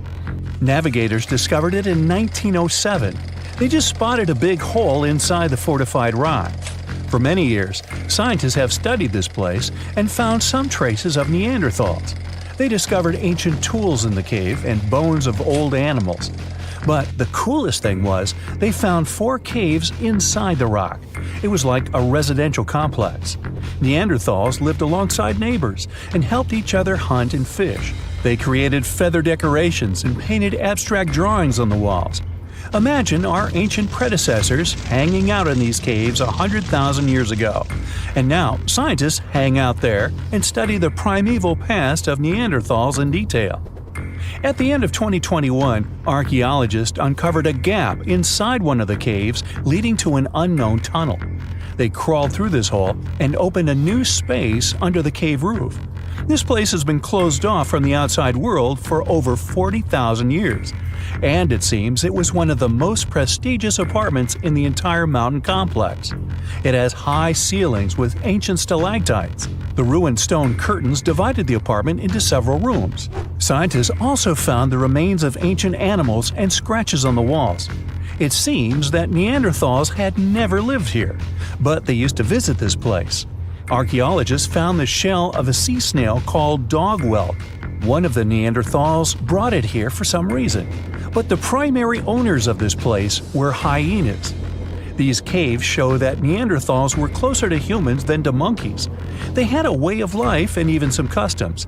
There's still a lot of work ahead, and scientists hope to find new rooms inside this rock. Meanwhile, in 2003, archaeologists discovered another early dwelling on the Isle of Flores in Indonesia. Among the green jungle, they found a cave with ancient tools. At first, everyone thought the human ancestors lived here, but then scientists discovered an unusual skeleton of an adult. A thorough analysis showed the skeleton belonged to a 30-year-old woman, 3.5 feet tall, just above the waist of an average adult. The woman's weight was equal to the weight of an adult shepherd. The skeleton didn't belong to Neanderthals or Australopithecines. It was a new unknown species, which scientists called Homo floresiensis, or simply the Hobbit. Also, there were remains of unusual ancient animals in the cave. It was an elephant the size of a cow, some large storks, and giant rats. Archaeologists have found out that hobbits were not the owners of this place. The main inhabitants were the rats the size of a cat. Maybe they were fighting the hobbits. Some analysis shows that Homo floresiensis wasn't our direct ancestor. They were in a separate branch of evolution. The hobbit skeleton looks more like that of a monkey than of modern humans. In 2009, in the dense jungle of Vietnam, archaeologists discovered Son Don, the largest cave in the world. If you go inside the cave and shout, you'll hear your echo a long time. In some places, the height of this cave reaches half the height of the Empire State Building, and the total area is larger than one central block of New York. Son Don is one of the 3 caves in the Vietnamese jungle. Many intricate mazes connect these caves. Inside, you can find unique plants and trees that live separately from the outside world. It's a real underground jungle. In some places, you can find collapsed ceilings that let the sunlight in. Besides unusual trees and plants, ancient stalactites hang there. Some limestone deposits are more than 450 million years old. They were here even before dinosaurs appeared. There are also many rivers in the cave. Rainwater coming down from holes in the ceiling has formed them. Fast streams resemble slides in a water park. They lead to unknown underground labyrinths. Scientists have studied only a small part of all these caves. The next unusual cave is in New Zealand. Hundreds of thousands of fireflies live inside. Each of them glows with a blue light. Together, they light up the cave. It may seem to you that you're on another planet, but you can't stay there for a long time. Special air measuring devices are everywhere. Scientists monitor the level of carbon dioxide necessary for the normal existence of fireflies. These insects are sensitive to the environment. If there are many people in the cave, or they stay there too long, the park staff will ask them to leave the place. It's like you're literally stealing oxygen from the fireflies. We've seen some pretty amazing caves so far, but how about a scary one? We're going to the desert of Yemen's Al-Mara province. What we're looking for is not a cave, it's just a black hole in the ground, right in the middle of the desert. It's big, the size of a basketball court. It's not its size that could scare you, but what's inside. Scientists are still not sure what it is. From the depths of this black abyss, a disgusting smell of rotten eggs constantly comes out, and sometimes you can hear some strange, frightening sounds. The blackness of the giant hole in Yemen absorbs all the sun's rays, so you won't see what's there even with a powerful flashlight. People flew over this place by helicopter. They filmed using drones and the most powerful lenses, but they didn't catch anything except darkness. It looks like a big ink spot in the middle of golden sand. The locals are afraid to approach this place. They believe the cave leads to another dimension where evil creatures live. At the moment, the giant hole in Yemen is one of the most poorly studied and mysterious phenomenon of nature. How did it appear? How old is it? Where does it lead? Scientists are trying to find the answers to these questions. There are theories that the hole appeared because of construction work. Geologists drilled the soil nearby in search of minerals. It could have caused fluctuations in the Earth's crust and collapsed the surface. But no one can prove this theory, yet. And now, imagine a place where sunlight has not penetrated for more than 5 million years. There's little oxygen, and it's cold and damp. Still, life is born in this place, not only microbes and bacteria, but also something bigger. The living conditions in this cave are very different from the usual ones, so, in a sense, this cave is like another planet. It's the Movil Cave in the southeast of Romania, near the Black Sea. The entrance is a small hole in the ground.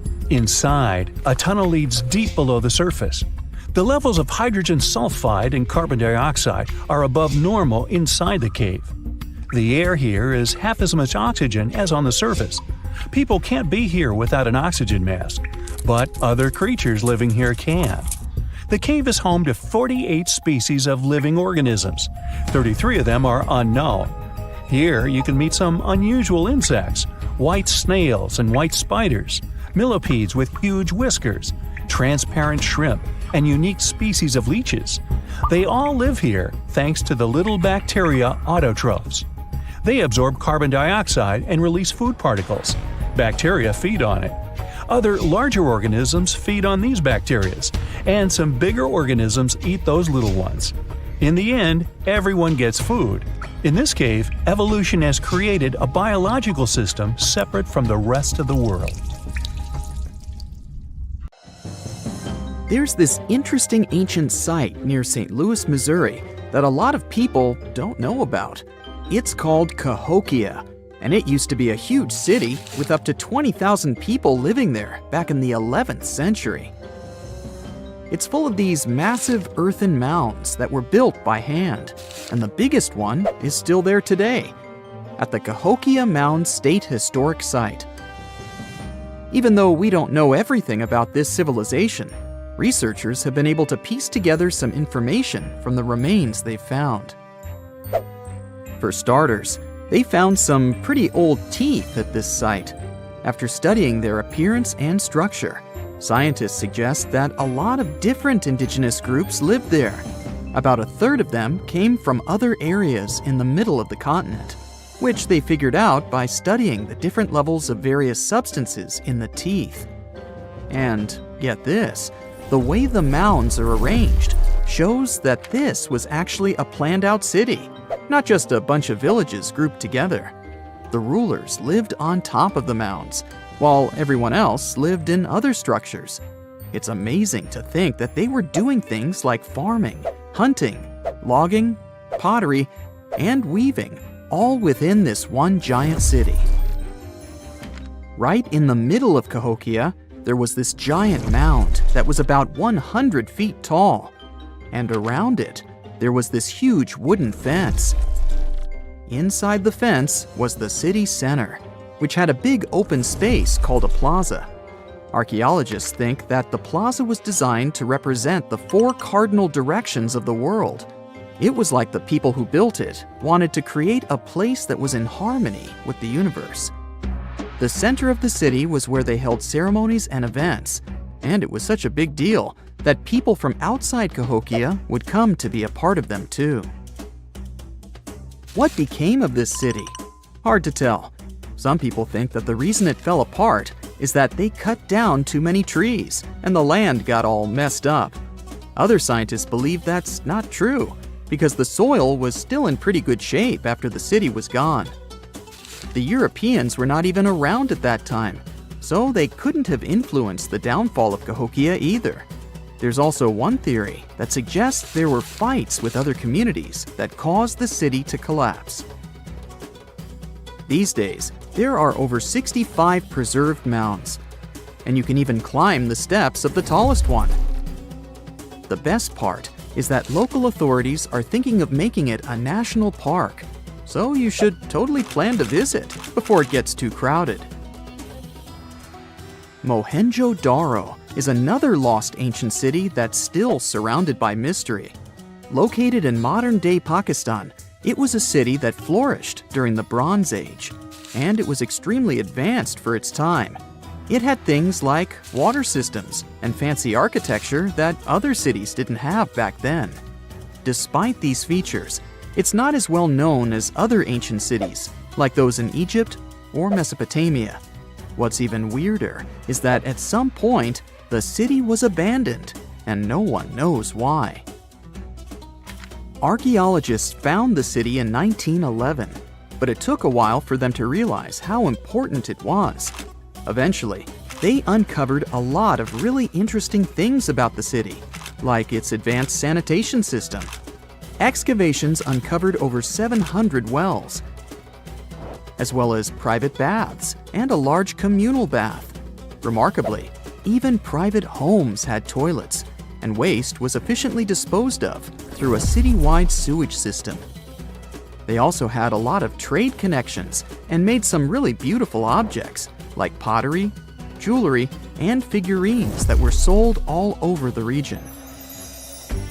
Despite its amazing culture and knowledge, scientists have yet to figure out why the city was abandoned. Some people think changes in the nearby river might have had something to do with it. The writings that the people of Mohenjo-Daro left behind are still a complex code, even for the most skilled specialists, making it even harder to piece together their history. Have you heard of the lost city of Kolmanskop? It used to be a small settlement in the Namib Desert. Legend has it that it got its name from a man named Coleman who got stuck in the local dunes and was never seen again. But that's not the interesting part. In 1908, a railway worker found a shiny stone and showed it to the chief railway foreman, who turned out to be a hobby mineralogist. They discovered it was a diamond, and soon, Kolmanskop became the richest town in Africa and one of the richest places in the world. It had luxurious stone houses, a school, a hospital, and even an ice factory to produce ice for fridges. The hospital had the first X-ray machine in southern Africa, which was supposedly used to check if workers were illegally swallowing diamonds. Its popularity began to decline in the late 1920s when another diamond-rich location was discovered nearby. Most of the inhabitants soon began to flee the city in search of a better life, leaving the buildings abandoned. In 1938, all machinery was taken south and the town was left to the desert. The last inhabitant left Kolmanskop between 1956 and 1960. The hot climate and low humidity have preserved the structures over time, and tourists can now visit this desert ghost town. You've surely heard about this next ancient city, Machu Picchu.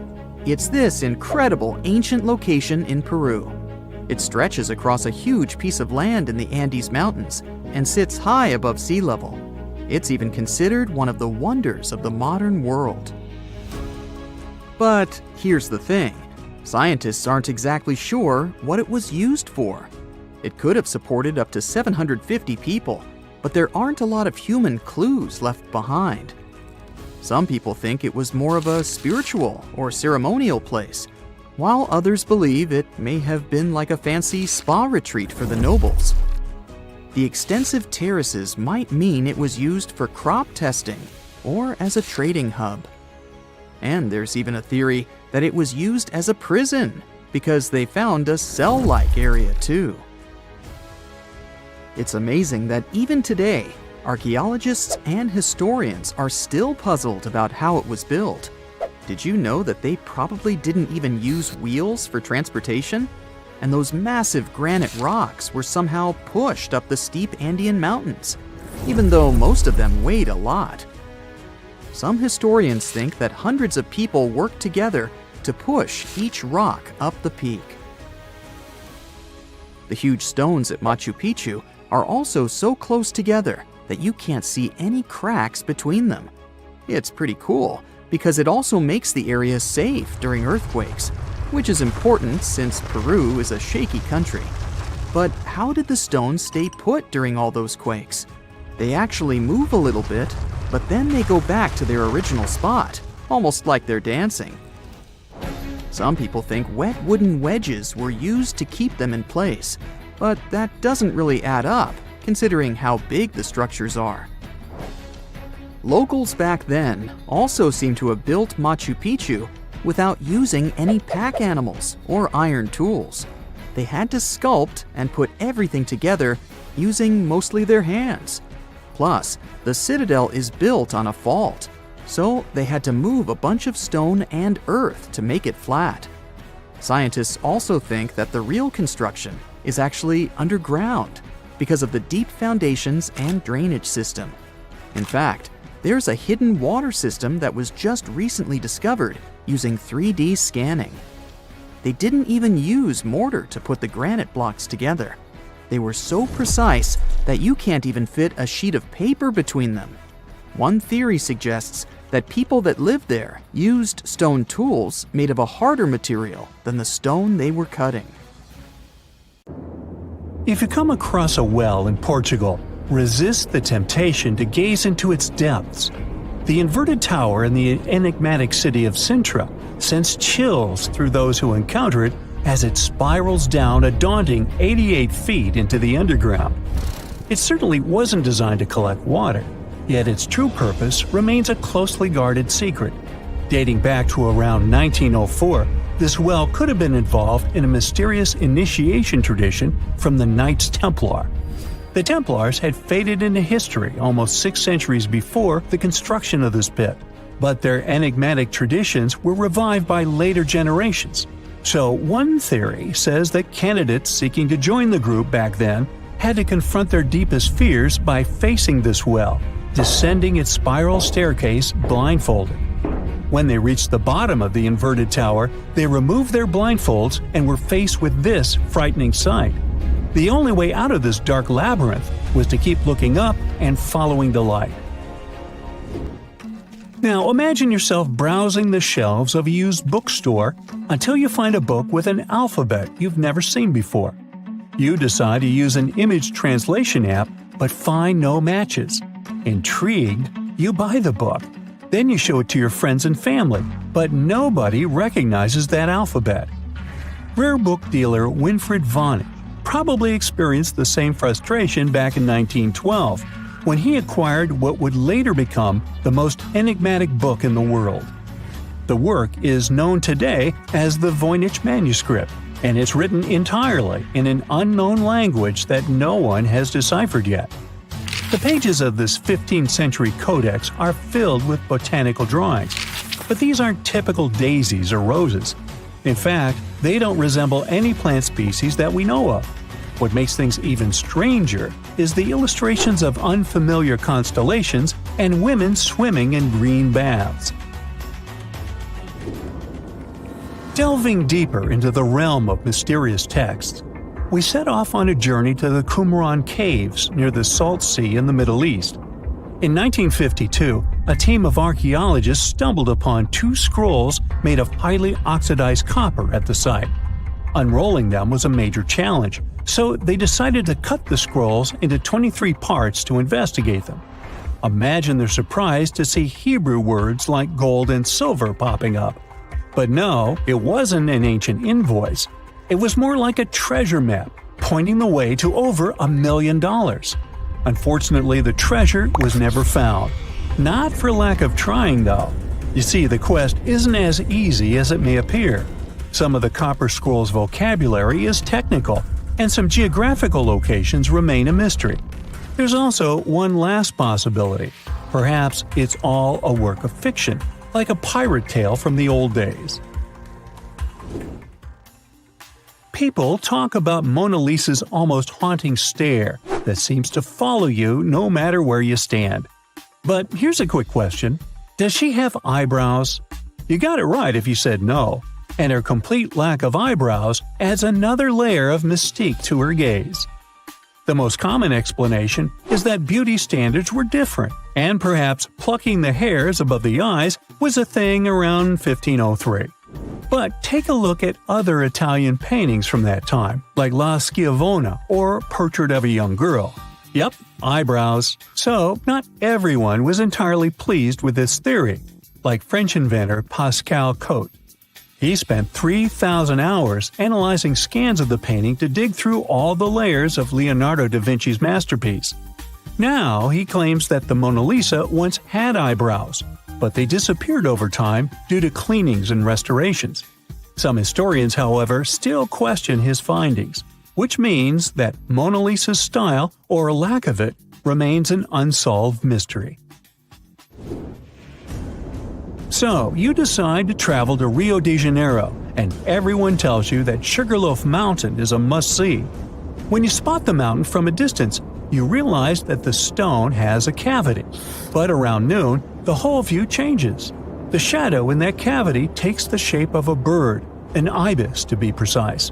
A local legend links this bird shape to the ancient Egyptian deity Thoth, as if the ancient Egyptians once visited Rio de Janeiro and were somehow inspired by the natural phenomenon.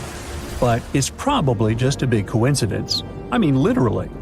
The real mystery, however, lies in the waters around Sugarloaf Mountain. In the 80s, archaeologist Robert Marks got a tip from locals about a treasure hidden beneath Guanabara Bay. He dove in and found quite a few Roman amphorae. You know, those ancient vases with two handles? His discovery could potentially provide evidence of a Roman shipwreck that might have reached Brazil 17 centuries before the Portuguese even set foot there. However, he couldn't proceed with his research, and to this day, the idea of the Roman presence on Brazil's coast remains uncertain. The true location of Cleopatra's tomb isn't the only ancient Egyptian mystery. Many secrets are carved into the walls of ancient structures, like in the Temple of Seti I. Take a close look at this hieroglyph, and you'll notice that it resembles a modern-day helicopter. Look to the right, and you'll see an engraving that looks like a submarine. Odd, right? The most reasonable explanation for this has to do with the legacies of different rulers. When a new pharaoh came to power, they had their own hieroglyphs added over the original ones. But this is still a topic of debate, as some Egyptologists believe that these mysterious hieroglyphs may represent some kind of ancient technology. The same applies to the Dendera light. The image found in the underground passageway of the Hathor Temple is a subject of significant controversy in Egyptian history. Some researchers suggest that the inscription simply represents a rising sun, while others interpret it as evidence of some kind of modern lighting system. And it does indeed resemble Crookes' tube, one of the early experiments with electrical discharges. Although there's no concrete evidence of ancient Egyptians having modern electricity, some historians believe that this theory could help explain why many discovered tombs don't have any residues left behind from the use of oil lamps or candles.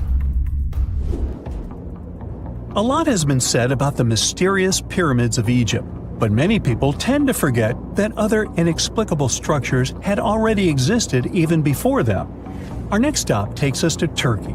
The top of a hill known as Göbekli Tepe, near the city of Urfa, holds an ancient secret. It features more than 20 circular stone enclosures dated back over 11,000 years. Many of these have heavily carved stone T-shaped pillars adorned with eerie human figures with folded hands. The most accepted theory is that it's the world's first temple, likely used for rituals or social events. But the greatest mystery lies in how it was built, as this site existed before the domestication of animals or the use of metal tools. So the construction must have been very difficult, challenging our understanding of the historical timeline. Now, I hope you're not afraid of heights, because we're about to take a flight over the Nazca Lines. You've probably already heard about these massive, mysterious drawings etched into an arid region of Peru. They come in many different shapes, like a spider, a monkey, and even a Google-eyed ET that is probably just a fisher. Anyway, this story got some fresh chapters in 2022 when an additional 168 new drawings were discovered. The original ones could only be seen from the air, but these new ones are much smaller and can be observed from the ground. However, one thing they have in common is that their purpose remains totally unclear. Some might call them the largest-scale calendar in the world. Others suggest that they served as a tool for agricultural purposes. Of course, many theories have emerged in an attempt to give the Nazca Lines a meaning, but the truth is that they remain some of the most important unsolved mysteries in history. Hey, how do you feel about taking a trip back in time? We're diving into the history of the Amazon forest to unravel the mystery of its lost cities. Grab your bug spray and hop on. The Amazon forest is the world's largest rainforest. The environment there can be extremely challenging for human life. Yet, the legend goes that the Amazon has been home to sprawling settlements, rich in unmeasurable wealth. Could that really be true? Or is that none other than a figment of our collective imagination? The legend of El Dorado might be the myth that started this whole thing. As European explorers began their excavations in American lands back in the 1500s, word got out of an Amazonian civilization that used to paint their leader in gold as an offering to higher powers. The legend of El Hombre Dorado, aka the Golden Man, began to quickly spread around Europe. Explorers got excited at the possibility of finding an infinite amount of gold somewhere deep within the Latin American jungle. And as you can imagine, expeditions to the continent began to multiply with each passing year. It didn't take long before explorers found this civilization. They were known as the Muisca people and were located in Colombia, near Lake Gudavia.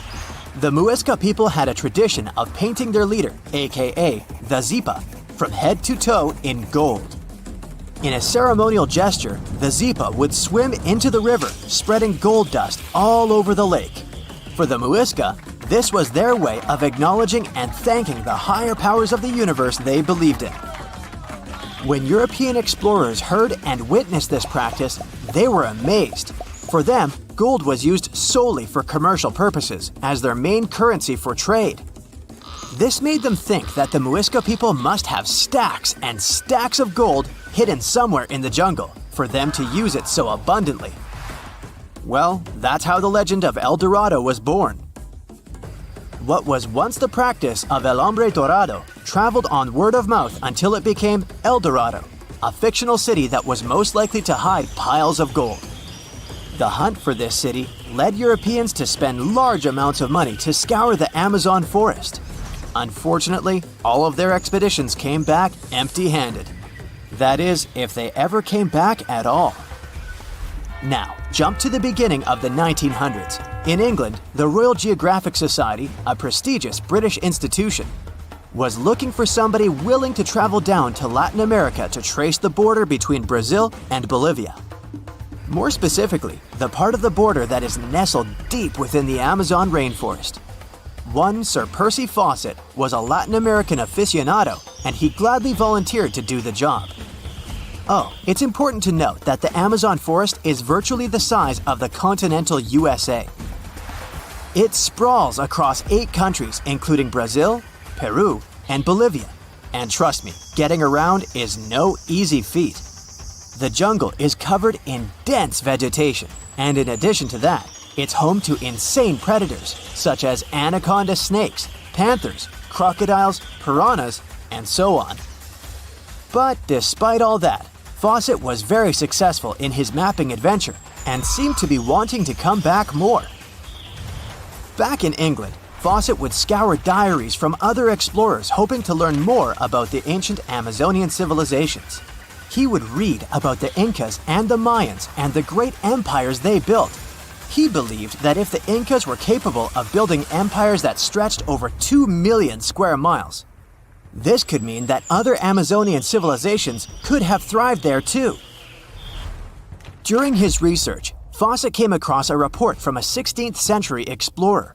The report told of a city deep within the Amazon forest that held unimaginable quantities of minerals. A town that stretched for 15 miles without any space from a house to house. This report fueled Fawcett's imagination to a new extreme. From then on, he became obsessed with finding what he called the lost city of Z. Over years, Fawcett searched the Amazon forest, usually looking for stone ruins that could possibly indicate human settlements. On his later expeditions, he focused on exploring the state of Mato Grosso in central Brazil. He would travel from Europe and into the lower region of the Xingu River. The trip to the Xingu would take him around 14 days on foot. Then, he would set sail in small wooden boats accompanied by local indigenous leaders that knew the region better than anyone. How he communicated with the indigenous population is still a mystery, since they only spoke in local dialects. Some scientists believe that this could have been the real reason why he never found the city. They believed he wasn't able to communicate what exactly he was looking for. And this was not his greatest difficulty. As we've said before, Amazon is not a kind place for its visitors. In his diaries, Fawcett tells of encounters with a 60-foot-long anaconda, which he bravely survived. He writes of endless sleepless nights and waking up with his hands and feet swollen from mosquito bites. Some of his peers said he was invincible and tireless, but the day came during his 8th expedition when he didn't make it back home. Fawcett disappeared without leaving any trace behind. Some even suspect that he was close to reaching his lifelong goal. On the day of his disappearance, he sent an optimistic letter to his wife saying there was nothing to fear, and that he was setting out on a certain final search.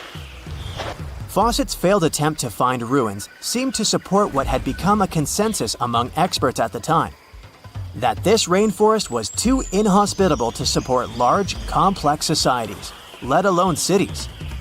Experts were convinced that the Amazon's lost cities were nothing more than fiction. That is, until the 1960s, when modern research began to find evidence that suggested otherwise. Scientists discovered patches of extremely fertile soil. They called it Black Earth. And apparently, they found lots of it in the Amazon, especially alongside rivers. Further research even showed that such soil was created by human waste or the intentional burning of forests, which adds nutrients to the soil below, which could only mean bingo! The discovery of Black Earth was the evidence that large-scale agriculture was possible and probably did exist amidst the Amazon, confirming that settlements could have formed there after all. In the 1990s, along the Xingu River in Brazil, a team of archaeologists from the University of Florida made a remarkable discovery. Working alongside local indigenous people, they found very long ditches. After mapping them, they realized that these ditches were a sign of a big settlement. They were remnants of carefully designed walls centered around a plaza. Some were roads that led to more settlements. In fact, just this part of the Amazon, about the size of New Jersey, was once a network of dozens of settlements that experts believe could have been home to at least 50,000 people between 1250 and 1650 CE. Other discoveries were possible thanks to LiDAR imaging, a type of technology that allows researchers to take satellite pictures of the forest's ground without having to step inside of it. A network of trenches in Acre, Brazil, dates back to 200 to 1200 CE. These suggest settlements that could have supported 60,000 people. Other images from near the Xingu River suggest cities that could have housed about 50 million people. These were the lost cities of the Amazon. Believe it or not, these images suggest that Fawcett was very close to a major discovery. He was looking for the ruins in the right place, but he was looking for the wrong thing. Unlike cities such as Cusco, which used stone as their primary material, Amazonian settlements used wood and earth to build their cities. These materials are highly deteriorating and probably decomposed over time. Finding them required a bit more technology than what Fawcett had available at his time. So what comes to your mind when you hear the word Antarctica? Most likely, cold, snow, ice, and penguins. Yet, this is one of the least explored regions in the world that hides many strange and unique things. Check them out. You don't have to go to Antarctica to see this weird thing. All you need to do is open Google Earth and move to one of the southernmost islands of Antarctica, King George Island.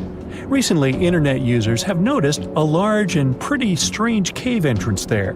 Where does this wide, dark passage lead? People started making suggestions. It's the entrance to a secret base or some laboratory. This is the part of the spaceship that crashed there thousands of years ago. This is the door to the ancient city of Antarctica. Perhaps there's a giant rock mountain with an ancient cave beneath all this snow and ice. Well, there's some ideas. Users have calculated the approximate dimensions of this cave. It might be about 74 feet high and 250 feet wide. You could hide a Boeing passenger jet in there. Nature probably created this entrance.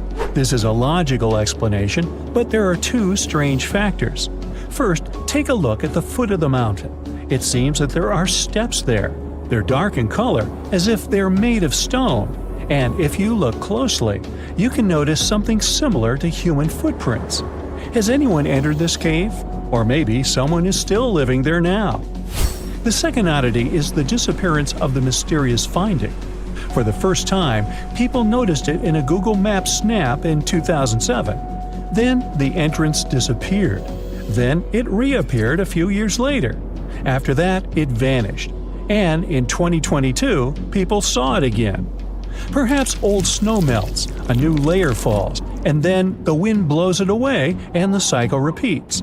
But the alleged steps leading deep into the cave make one doubt the natural origin of this tunnel. You can easily find the coordinates on the internet and visit the cave via Google Earth. You might see something there and tell the world.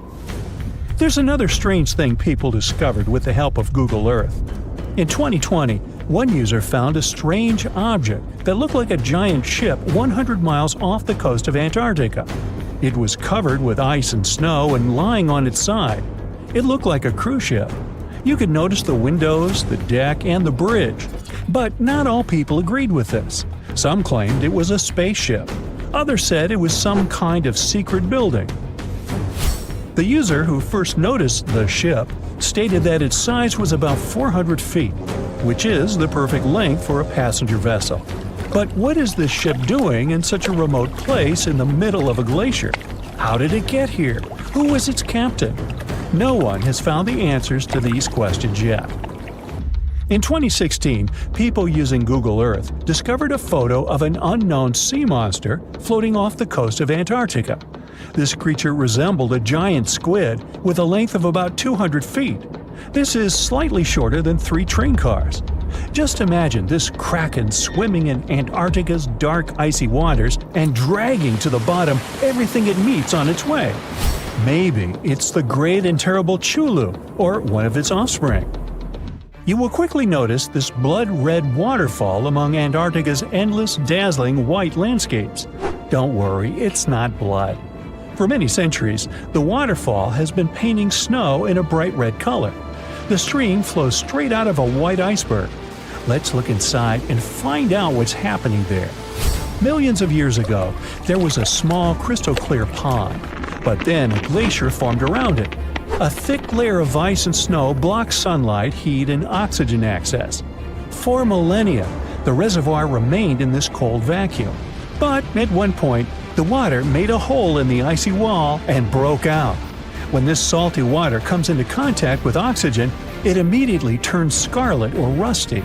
Antarctica is the only place where you can find such a unique natural phenomenon. One of the driest places on Earth is located in Antarctica. It's one of the most lifeless deserts in the world, the McMurdo Dry Valleys. In this desert, you won't see the scorching sun, hot sand, and cacti. A desert means a place with a lack of precipitation and life. The McMurdo Dry Valleys meet these parameters. But this place is also unique for Antarctica, since you won't find glaciers there. Despite the frost, ice can't form in the desert because it hasn't rained for millions of years there. It also never snows. A strong wind coming from the mountains reaches speeds up to 200 miles per hour. It would be difficult for you to stay on your feet there. The wind is filled with moisture. It heats up and evaporates all the liquid and snow in the desert because of its high speed. Only dry air reaches the ground. But you can find several lakes there. They don't freeze, only thanks to the high concentration of salt. The water is so salty that large life forms can't develop there. But scientists have found microscopic organisms near the lakes. 20 million years ago, Antarctica was filled with swamps and trees and swarming with insects and animals. But now, it resembles the surface of Mars, literally. Scientists and astronauts are exploring such regions as the McMurdo Dry Valleys, since the natural conditions there are similar to those on the Red Planet. So, before you go to Mars, you can practice living in similar places on Earth. Also, scientists discovered an underwater world in the Antarctic filled with hundreds of amphipods, crustacean animals similar to shrimp. Wait a minute, it happened in the Antarctic? But the McMurdo Dry Valleys are located in Antarctica. Well, the words are very similar, but what is the difference? Oh, and don't forget the Arctic. The Antarctic is the region in the southernmost part of Earth that houses the continent of Antarctica, and the Arctic is another land altogether. They have the same natural conditions, frost, ice, and snow, but they're located in different parts of the planet. The Arctic is at the North Pole, Antarctica is at the South Pole. Now, back to the discovery. Scientists put forward theories that the ice of the Antarctic hides a vast network of freshwater rivers and lakes. And in 2022, they found a new ecosystem. Researchers explored the Antarctic Ross Ice Shelf and its underwater rivers. This is a massive piece of ice floating in the ocean. A team from New Zealand used a special drilling rig equipped with a hot water supply to drill a hole 1,640 feet deep. That's more than the height of the Empire State Building. Then, they lowered some video cameras and saw thousands of crustaceans swimming in different directions. So it seems they're very unorganized. In the waters of the Antarctic, you can also meet some of the scariest creatures on the planet. These are sea spiders. They got this name because they resemble land spiders, but they're actually a species of marine arthropods. And unlike land spiders, those in the ocean are much larger. They look like 8 strong legs without a body. One such spider can be a dinner plate in width. Some of them have no eyes and have proboscises instead of jaws. Sea spiders are poorly studied because they live in deep, cold waters. Antarctica hides many little-known animals. There are long tunnels in its glaciers leading to scary darkness. On this cold continent, people have found the remains of giant dinosaurs and other ancient creatures, such as the ancestors of modern ducks. Many underground rivers and lakes hide unexplored wildlife. Even the ice here can be weird. Take a look at these striped icebergs. They have blue, black, green, and turquoise shapes. The color depends on the conditions of the water during freezing. For example, green lines appear because of algae, blue ones form when the water freezes too quickly. Okay, I'm freezing. Time to go thaw somewhere warmer. Hawaii. Yeah. There are many myths around arguably the greatest structure ever built by humans, the Great Wall of China. Some say it's so grand that it's visible from space. Others claim that you can see it from as far as the moon. Other theories suggest that the builders of the wall were left inside. Well, sorry to disappoint you, but all these impressive stories are just myths. But even with those stories busted, the Great Wall of China is an impressive and truly breathtaking structure. So let me tell you its true story. Today, China is one of the most populated countries in the world, counting as many as 1.4 billion residents. It's also one of the oldest nations in the world. It has 3,500 years of continuous written history, but the civilization existed long before that. There is a theory that while the European continent, for example, was most likely reached by humans from Africa, China wasn't populated by settlers that came from somewhere else.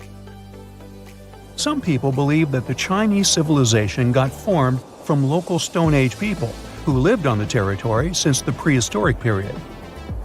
So now, the Great Wall of China.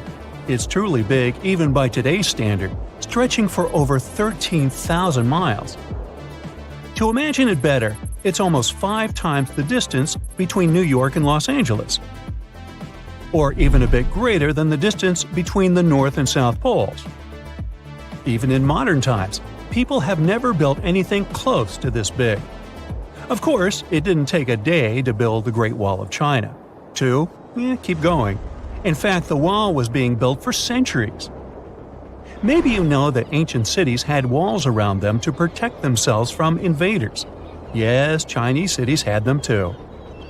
The first Chinese emperor united the country in 220 BCE and got a brilliant but very ambitious idea to turn all city walls into one big wall that would defend the country's border against attacks from the north. A trusted general directed the construction, enrolling a big group of workers, soldiers, commoners, and convicts.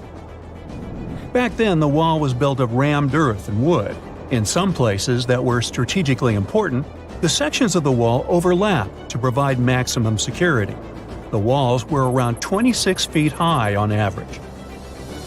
But the Great Wall didn't yet look like the construction we know today.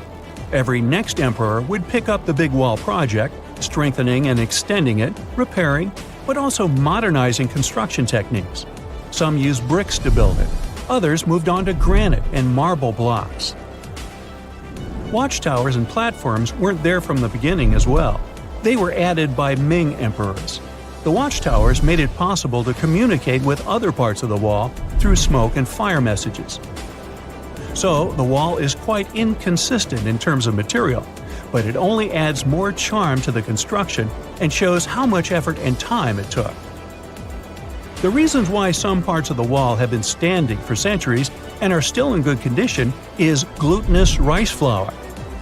Turns out, this sticky rice mortar is almost like cement. It's very strong and waterproof, sealing the bricks so tightly together that even sneaky weeds can't grow between them. You may also notice that some bricks have writings carved on them. They were left by the workers who were building the wall. The purpose of those writings is quality assurance. They contain such information as location, quantity, and responsible officials. So, in the case of some problems with the quality of materials or constructions, it would be known who should be held accountable for it. Recently, a research group has looked through official historical documents of the Ming Dynasty that ruled China from the 14th to the 17th centuries. They came across records of secret doors in the Great Wall, so they decided to find them. They used a flying robot to capture continuous centimeter resolution photos of the wall. They photographed 90% of the wall that was built during the Ming Dynasty and discovered the remains of over 220 secret doors along the wall. Some of them have a specific width and height that allows only one person to go through. Others are large enough to allow 2 horses to pass at the same time. Why are the doors there? Well, the Great Wall's main goal was to protect the country from the enemy. Building doors that could let the enemy in would undermine the whole point of having a wall. So, of course, the doors were secret passages. They perfectly matched the surroundings topographically, and the exit on the outside was camouflaged with bricks so that it was almost completely indistinguishable from the brick wall. The wall was never just a defensive wall, and it was never completely closed. It could be opened on demand. It was also a structure used for trade and commerce, communication between inside and outside the wall, and of course, for defense and spying. Some doors were used for trade with the other side. Through smaller doors, a person would sneak out to spy on the enemy that lived on the other side. The hidden gates were also useful for a sudden attack. As you remember, some gates were camouflaged with brick on the outside. The exit was so indistinguishable that the enemy had no idea exactly where it was located. The inside entrance for Chinese soldiers was hollow, so they could walk through the wall and break the camouflaged exit gate from the inside, starting their surprise attack. Now, even though the main point was to prevent outsiders from getting into the city, the wall wasn't too effective on that matter. It could still be climbed over or marched around. So the wall was being watched at all times, and the guards gave signals to the troops if they saw the enemy approach. Also, the wall provided more time to mobilize and bulk up the country's forces or lure the enemy troops into a difficult strategic position. The construction stopped at the end of the 19th century. The wall lost its strategic and military importance due to technological advances. Over the centuries to today, only 8% of the Great Wall is in good condition, and the rest is damaged. Also, around 1/3 of the wall has disappeared without a trace, due to both natural erosion and human damage. I guess you could say it's now just a pretty good wall. As you remember, the first parts of the wall were built out of rammed earth and wood. These are not the most unfailing materials if we're talking about thousands of years. Also, destructive farming methods have turned large areas into a desert and contributed to erosion. Also, many bricks were taken away from the wall in the last century to be used in building farms and houses. The wall is being deconstructed stone by stone even today, but this time by tourists. Quite a few of them take a stone as a souvenir. That's a total of a lot of stones, considering that over 10 million tourists visit the Great Wall every year. Since 1987, the wall has been a UNESCO World Heritage Site, highlighting that it has an outstanding importance to humanity. The wall is one of China's 56 World Heritage Sites, second place among countries with landmarks protected by UNESCO. Who's first, you ask? Well, the top spot, with 58 World Heritage Sites, belongs to Italy. And do you know that the wall isn't only a famous tourist attraction, but also the location of the Great Wall Marathon? It's a marathon that was established in 1999 and is one of the most challenging ones in the world. You guessed right, people run along the wall, including all the steps. There are 3 distances, so that participants can run a full marathon that is 26 miles, a half marathon that's 13 miles, or just have a fun run of 5 miles. If someone finally invents time travel and you hop on a trip to the past, you won't recognize many of the things you know and love today. The Statue of Liberty and the Egyptian pyramids, some basic gadgets like the remote control and your laptop, and even the corn you have for lunch have all changed beyond recognition. When the pyramids were originally built in ancient Egypt and Giza and other places, they didn't look sandy brown at all. All of them were covered with white limestone. If you had seen them under the hot African sun, you'd have to look away. That's how smooth and shiny they were. Builders used around 6 million tons of this material for the Great Pyramid of Giza alone. It's the largest one you can still see on your trip to Egypt. The local rules were quite a thrifty crowd, and they reused some of the casing stones for other construction projects. A massive earthquake in the 14th century has also loosened some of the stones, so you won't see a lot of limestone, but some of it is still there, on top of the Pyramid of Khafre in Giza. It looks like it has a second peak on top of the first. In ancient times, all pyramids used to have capstones called pyramidions, covered in a mix of gold and silver. Most of them have been lost over the centuries, but you can still see a few of them at museums. They show images of Egyptian deities. The pyramids were probably modeled after a sacred pointed stone, the benben. It represented the rays of the sun. Now, lifting heavy rocks wasn't so simple without the tech we have today. I guess you'll agree with me if you helped your friends move at least once, and they made you carry the couch. But those smart Egyptians of the past thought of that and chose the pyramid shape. It lets the weight distribute evenly throughout the whole thing. The Statue of Liberty has also had a major makeover since it was first unveiled in 1886. Believe it or not, it used to be a shiny brown color, just like a penny. 20 years later, it changed its color to green. It wasn't a fashion statement, but a chemical reaction. The statue is covered with hundreds of thin copper sheets. When copper reacts with air, it naturally forms a protective layer called verdigris.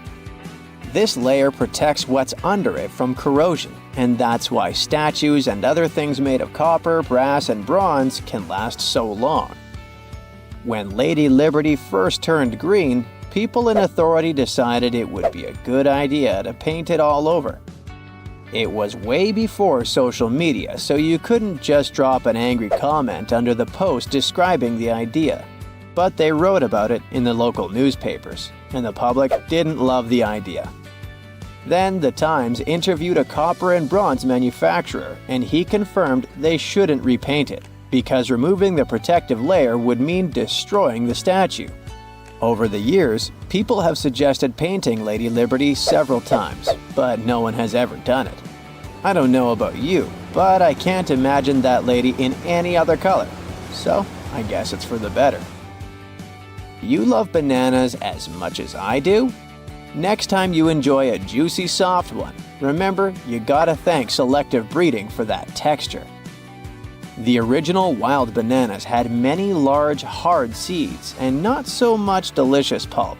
And hey, who doesn't like a sugary watermelon? It has a history of over 5,000 years, and it used to have bitter, yellowish white flesh and was really tricky to open. Selective breeding saved the day again, and watermelons got way sweeter. Japanese scientists went further and invented the seedless version.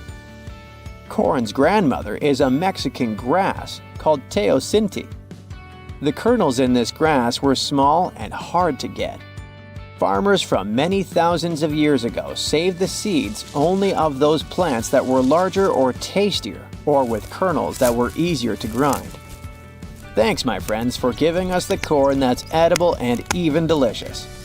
And just imagine, wild avocados were so small that they could easily fit in the palm of your hand. The pit in them was so large you wouldn't find much edible material inside. They also had a much harder shell than the ones we're used to. You probably wouldn't get a lot of work done without your beloved computer today, but I can't tell you exactly whom to thank for this invention. The ABC from 1942 is one of the contendants for the title of the first computer.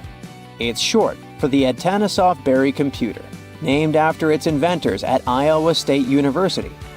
The ABC weighed over 700 pounds. Yep, yours must be way lighter than that. That big boy consisted of around 300 vacuum tubes and had a rotating drum, a little bigger than a paint can, and had small capacitors on it. A capacitor is a gadget that can store an electric charge, like a battery. The ABC could solve problems with up to 29 different variables to help scientists save some time. Like modern computers, it used binary digits, ones and zeros, to represent all numbers and data. Because of that, it was possible to do the calculations electronically. And now, my favorite part. The ABC finished one operation about every 15 seconds. Just for you to compare, it's millions of operations per second now. Unlike the tech we use today, the ABC did not have a changeable stored program, so the program could only do a single task at a time. An operator had to write down the intermediate answer and then dial that back into the computer. Sounds like another reason to be happy we live in the 21st century. That remote control you use for all sorts of appliances has gone a long way too. Nikola Tesla, who gave us alternating current, designed one of the first wireless remote controls back in 1898. He named his invention teleautomation and demonstrated it on a miniature boat controlled by radio waves. The boat had a little metal antenna attached to it. Tesla sent signals to the boat using a box with a lever and a telegraph key, which was his version of a remote control. Those signals set electrical contacts on the boat into motion and moved the rudder and the propeller, and Tesla was controlling the boat. The concept of the remote control soon spread to other gadgets. The first television remote control followed in 1950. It was designed by the Zenith Radio Corporation called LazyBone. Don't take it personally, please. This LazyBone had a massive cable that was attached to the TV set, And those who tried it didn't fall in love with the invention because they tripped over that cord. I feel your pain, my friends. If you live or work on one of the top floors, you gotta love this one. Meet the first passenger elevator. It traveled at the speed of 40 feet per minute. Not the fastest, I know, compared to today's record, which is 40 feet per second. But hey, it was built back in 1857 in New York and was more of a tourist attraction than a necessity. The elevator had a steam engine hidden in the basement of a 5-story building. 3 years later, they shut it down because the public didn't appreciate it. Otis Tufts filed the first patent for a vertical railway around the same time.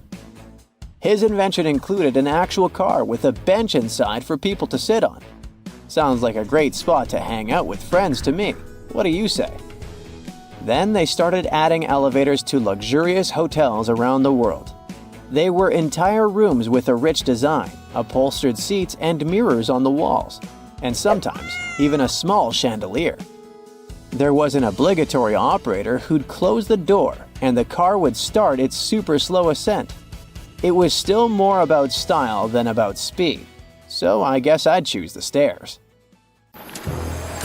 The story goes that two Mayan twin boys loved to play ball. Sure, they were really good at it, but they also made a lot of noise when playing. The lords of the underworld soon became bothered by the sound and summoned the two boys to the underworld, a place the Mayans called Xibalba. As soon as the boys reached their gloomy destination, the lords of the underworld began putting them through a series of tests. Soon enough, the inexperienced twin boys failed the tests and lost their lives. But this was not in vain. This sad event resulted in the appearance of a beautiful fruit tree. Soon enough, a young woman saw a beautiful fruit on this tree and reached up to pick it. Legend has it that soon after that, she gave birth to another set of twin boys named Hunahpu and Xibalqui. Just like their ancestors, these twins were great ball players, but they were equally as loud, and the lords of the underworld became annoyed again. They decided to ask this pair of twins to come to play a game in the underworld, hoping to get rid of them too. When the twins arrived, the lord sent them through a number of frightening places. The first one was the House of Gloom, which was very dark. They then passed through the House of Knives, where they had to avoid getting injured. The twins then built a fire in the House of Cold, so that they didn't freeze, and ran through the House of Jaguars, where they tricked the animals into not eating them. Finally, they entered the House of Bats, where they seemed to have lost their luck. One of the bats managed to run off with Hunahpu's head. The lords then challenged the twins to play ball with them, but the boys were clearly at a disadvantage. Xibalqui placed a turtle on Hunahpu's shoulders to make up for his lost head, and they began playing. As the lords became distracted by an animal near the court, Xibalqui stole his brother's head and placed it back in its place. Much to the annoyance of the lords, the twins were now able to tie the game. Hunahpu and Xibalqui continued to perform a series of tricks for the lords of the underworld. One of them involved Xibalqui injuring Hunahpu and then bringing him back to life. The lords were so impressed by the twins' performance that they asked them to do the same trick on them.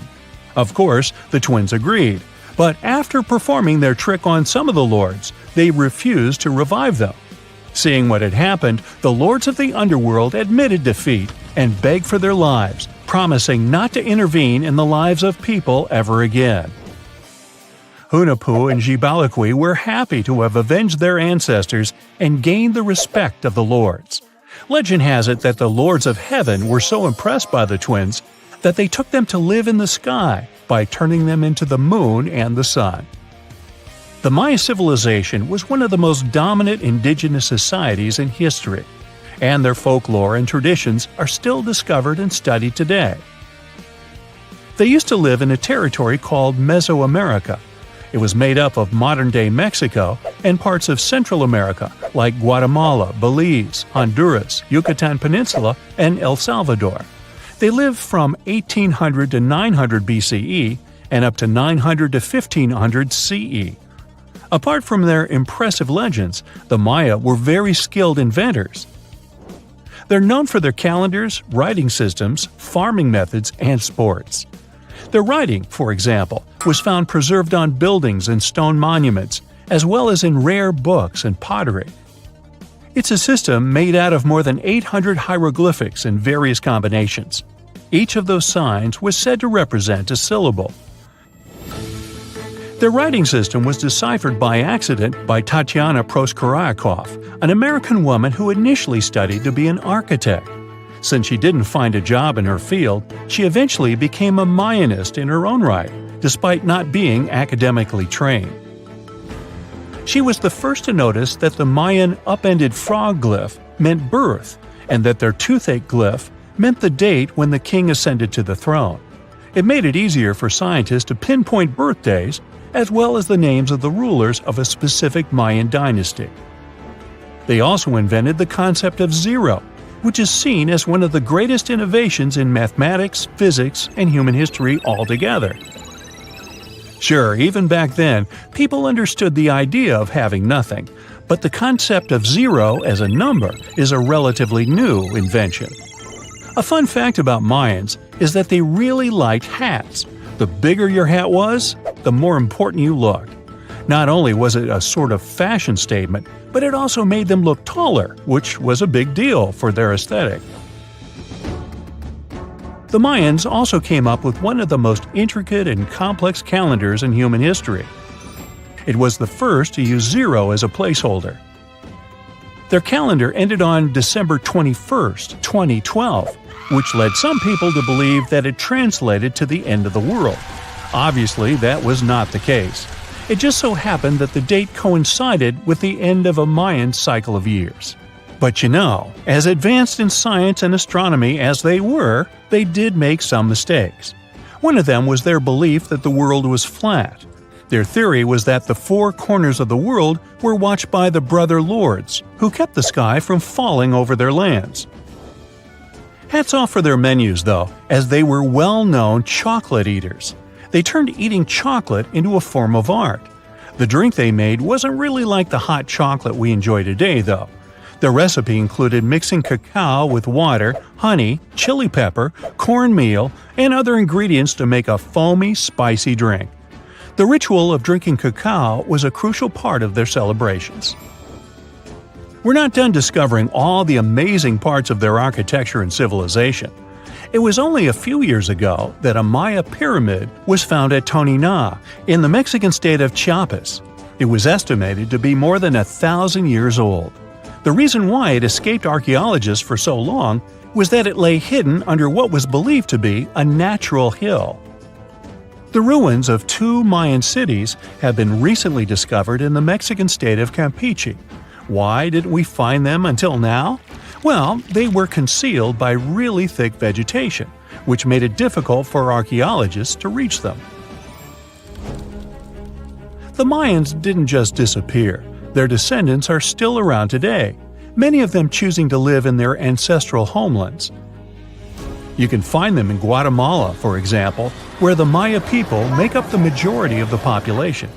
Overall, the Maya ethnic group contains people that speak different Mayan languages, such as Yucatec, Quiche, Quechua, or Mopan.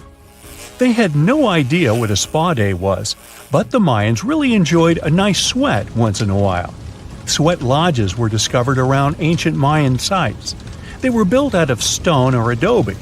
These rooms were an essential part of their cleansing and healthcare rituals. One of the earliest sweat lodges was found in Quello in northern Belize and appeared to date back 3,000 years.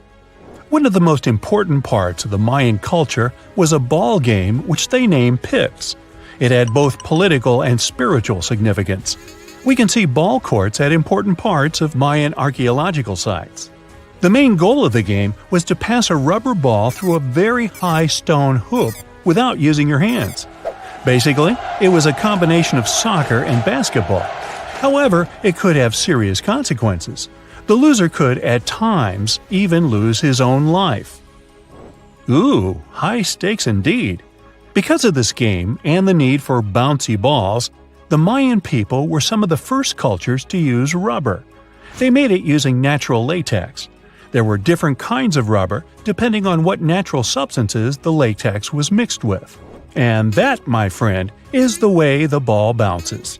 Sorry, but you know me, I just couldn't resist. It's the first day of your long-awaited trip to the Amazon forest. You flew all the way to South America. More specifically, you landed in the city of Manaus. It's the heart of the Brazilian Amazon. So far, you've traveled by air, car, and now water. You are on a tiny boat, moving through the dark waters of the Amazon River. Yes, the river is also called the Amazon. And just FYI, it's the second longest river in the world. It loses only to the Nile River in Egypt.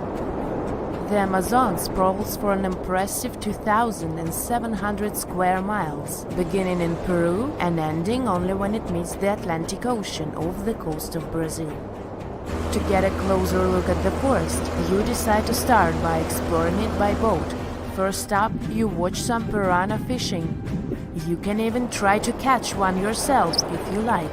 As you may know, piranhas are carnivorous fish that inhabit the Amazon River, so it might not be your best option to go swimming in these waters.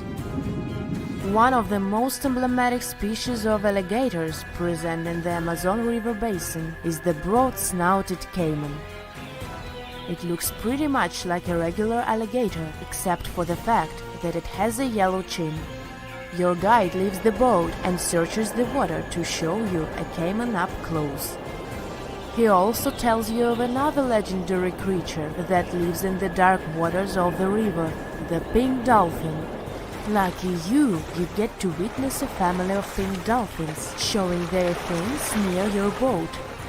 They look magical from the place where you're sitting. You've probably never known dolphins can be pink, huh?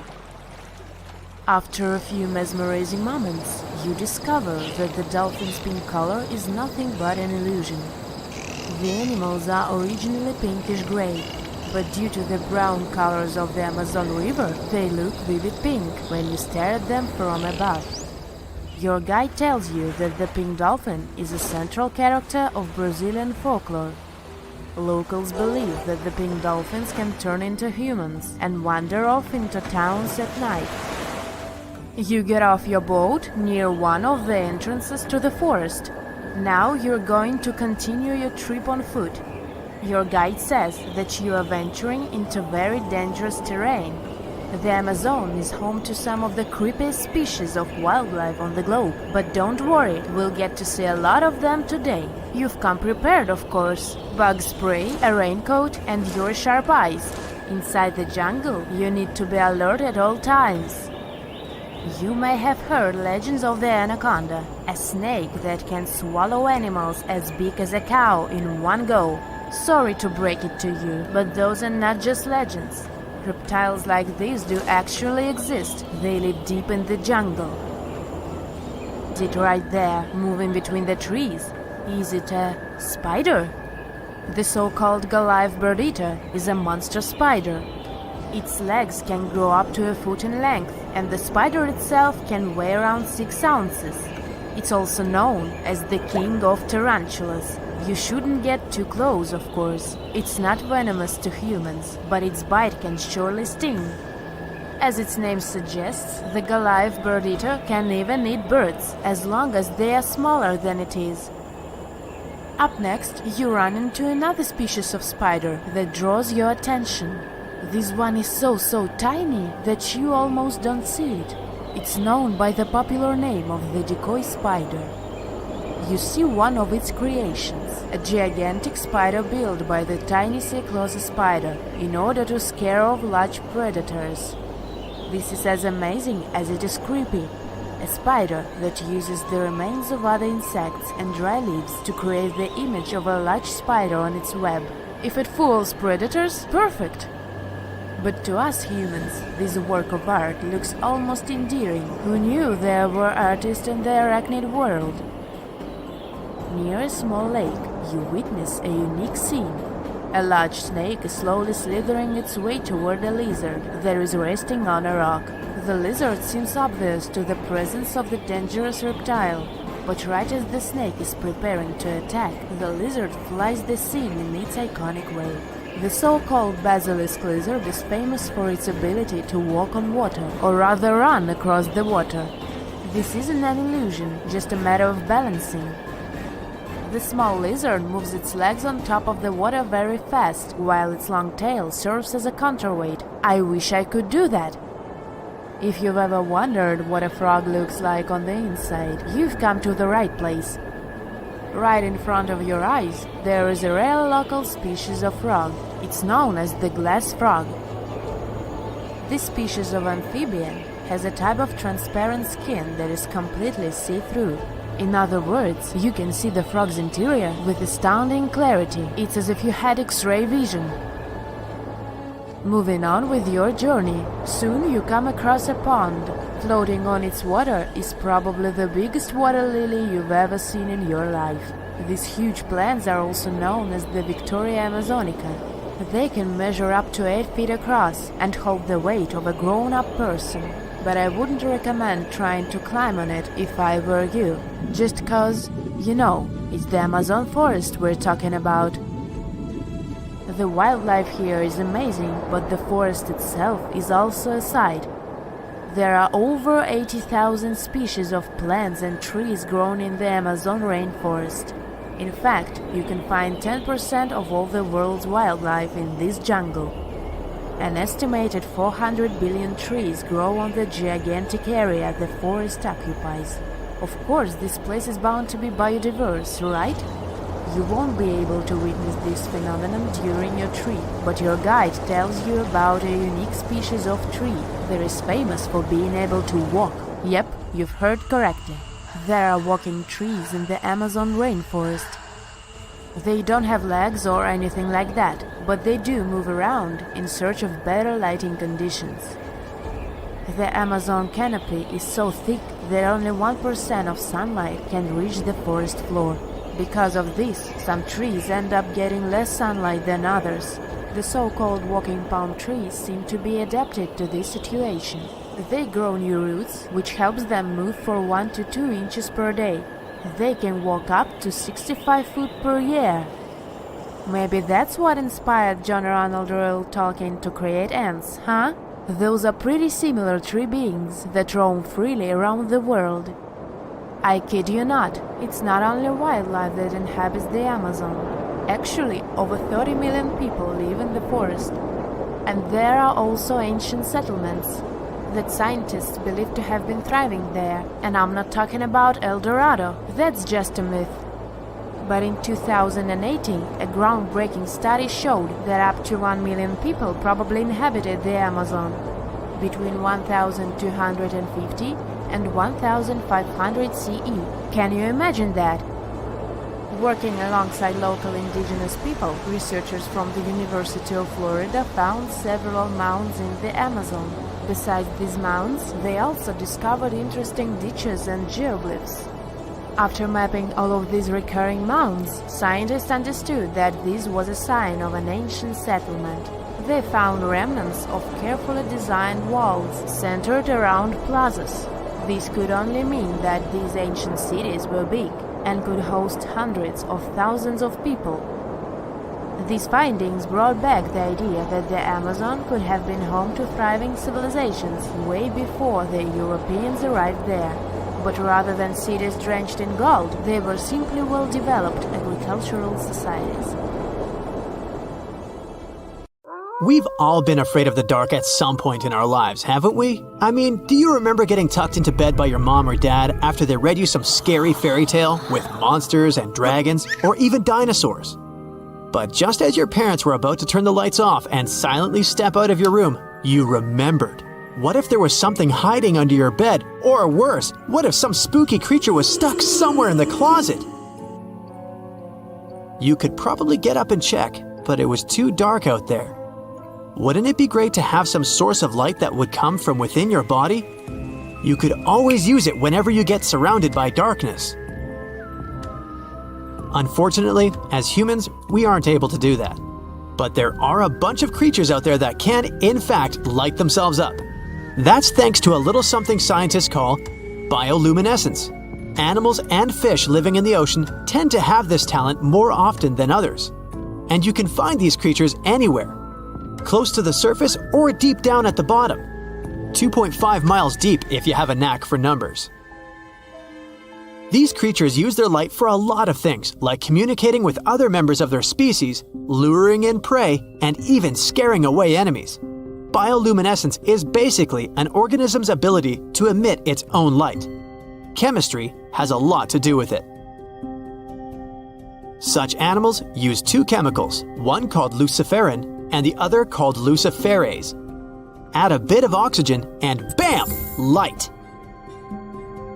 Should you ever wonder if you actually observe bioluminescence or if someone just dropped a glow stick in the ocean, be on the lookout for neon blue, green, or even red sparkles in the sea. They're usually spread over a large area. This can even make the water look like glitter or a starry sky. You can thank squid, tiny crustaceans, and algae for this romantic atmosphere. Now, I've got another unusual phenomenon for you. How about a golden waterfall? I'm not kidding, it actually exists, and it's a natural phenomenon. To see it, you have to drive to Yosemite National Park to the Horsetail Fall. Make sure to plan your trip in winter or early spring. That's the only time during the year when you can see this awesome phenomenon. It doesn't need any scientific explanation. It's nothing more than sunlight at dusk hitting the waterfall in such a unique way that it makes it look like a river of lava. Or gold, your choice. That's the reason why during this time of year, the Horsetail Fall is also named the Fire Fall.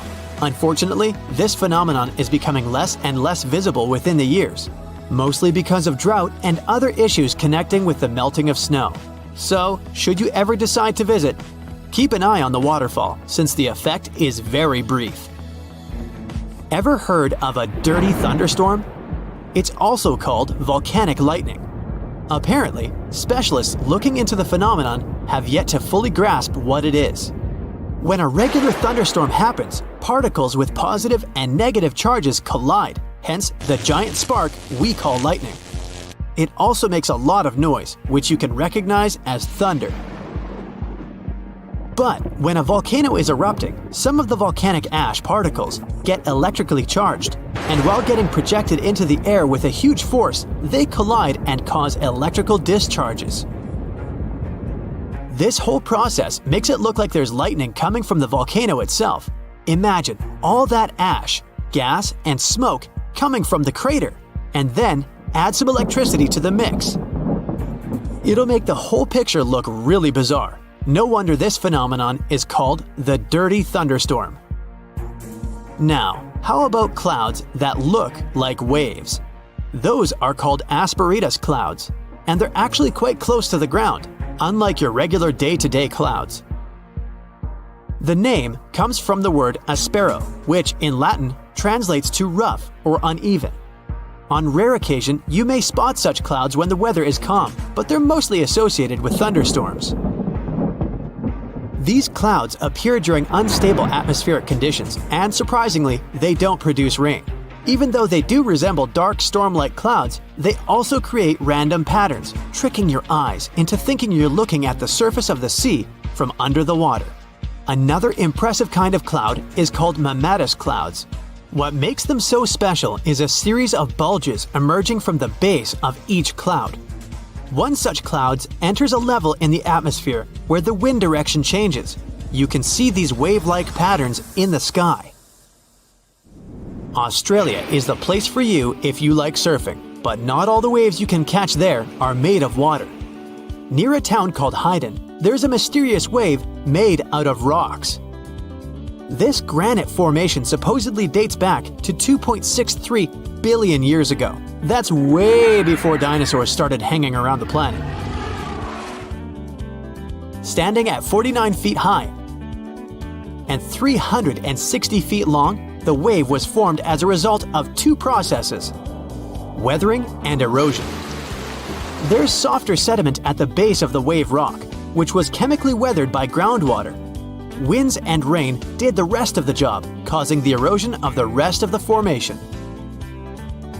Its red, yellow, and gray stripes are made of iron hydroxide, carbonates, and other chemical compounds that were washed down by the rain. You've made it to Australia, so stick around a bit more. There's one more location here that seems unreal. You'll need to fly over this one, however, if you want the best picture. In the western part of the country, surrounded by green woodlands, there's a series of lakes. They're all a staggering shade of bright pink. Out of them all, the most famous is Lake Hillier, a 2,000-foot-long reservoir. It's surrounded by both sand and a forest of eucalyptus trees. This makes the cartoon-like hue of the lake stand out even more. One of the many theories explaining the color of these mysterious lakes is connected with algae. These algae appear to gather high levels of a substance called beta-carotene, which has a red-orange pigment in it. Another explanation involves haloarchaea. Those are microorganisms that sometimes look red. Even if you don't enjoy flying, the lakes are great for taking a swim. They're not toxic, even though they have loads of salt in them. This means you'll be able to stay afloat easily, and the water won't damage your swimsuit. During winter up north in Canada, a bizarre phenomenon happens at Lake Abraham in Alberta. Underneath the frozen surface, you can spot some weird objects that look like frozen jellyfish. It's definitely not the case, as these creepy formations are just frozen methane bubbles. Those are pockets of gas that were trapped underwater and got stuck there after the lake had frozen. They appear when leaves and grass fall into the water and bacteria digest them. This process transforms them into methane. This phenomenon is as beautiful and strange as it is dangerous. The pockets of methane can easily become highly flammable. When the temperatures rise during the spring, the ice melts and these bubbles start popping and fizzing. It's a spectacular sight to observe. Picture a lake filled with soda. Remember not to bring any source of fire. It can be very dangerous for visitors. You can check out these types of lakes all across Canada's Banff National Park. Nature often tends to make its own music. Just listen to the sound of crickets at night or the soothing noise of a waterfall. But in Bucks County, Pennsylvania, there's a strange geological phenomenon which takes nature soundtracks to a completely different level. These are called the ringing rocks, and scientists still can't explain their unusual behavior. If you strike these rocks with a heavy object, like a hammer or another rock, the stones will make a ringing sound, as if they were hollow, but they're not. What makes the ringing rocks even more bizarre, apart from the mysterious sound they make, is that no animal wants to hang around there. Even though the rocks are surrounded by a thick forest, scientists haven't managed to trace any animal activity in the area yet. Even more striking is the fact that despite all the trees around the rocks, you won't find any leaves lying on the boulders. What makes these rocks so unappealing for both animals and vegetation is still up for debate. Have you heard of Göbekli Tepe? It's an ancient site in Turkey that literally made historians rewrite history books. Over 11,000 years ago, a group of prehistoric humans crafted an enigmatic masterpiece that's even older than Stonehenge.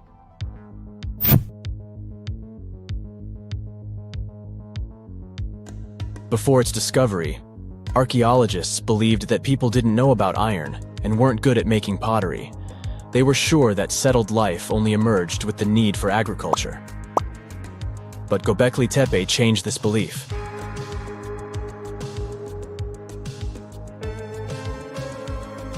The place has revealed that it was the temple that paved the way for a settled life, not agriculture. Until this discovery, researchers believed that farming was the catalyst for sedentary living. Meet Professor Schmidt, the guy whose findings changed this theory. He managed to prove that hunter-gatherer communities laid the very foundations of this way of life.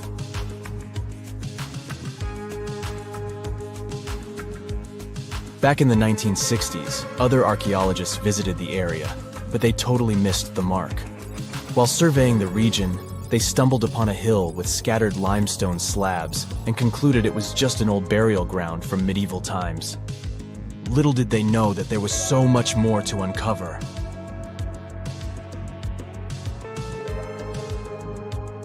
In 1994, Schmidt embarked on his own survey of prehistoric sites in the area. Surprise! He instantly realized he had discovered something truly extraordinary. Unlike the nearby flat and barren plateaus, Göbekli Tepe had a gently rounded top, rising 50 feet above the surrounding landscape. Funny enough, the translation of this place's name is Potbelly Hill. Schmidt was sure only humans could have made something like this.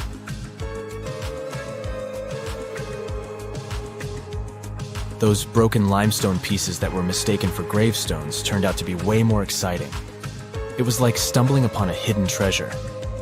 The pieces took on a whole new meaning, and Schmidt with his team was about to dive into the secrets waiting beneath the surface. To their surprise, they found no traces of a settlement, no hearths for cooking, no houses, and none of those adorable clay figurines commonly found in nearby sites of similar age. However, they uncovered that those ancient people used tools like stone hammers. So, Schmidt and his team put their heads together and took a wild guess at the age of Göbekli Tepe's stone structures. Their estimation got backed up by some limited carbon dating done right at the site.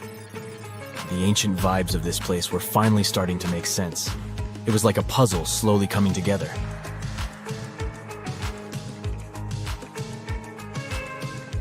You may think that back then, people didn't have special tools to create something as cool as Göbekli Tepe. Not true. Turns out, these prehistoric folks used flint tools instead of fancy metal chisels.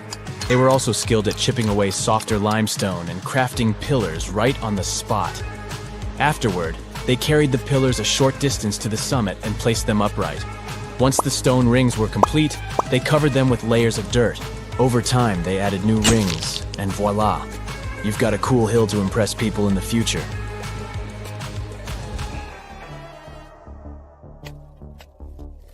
During their first year of excavation, the team went through 15,000 pieces of animal bones from wild creatures. These people didn't have pet animals or grow their own food. They hunted wild animals for their meals. But things were about to change, because the place had everything they needed to start farming. Scientists say they had wild sheep and wild grains that could be domesticated. And guess what? Just 20 miles away, geneticists found evidence of the world's oldest domesticated strains of wheat at a prehistoric village.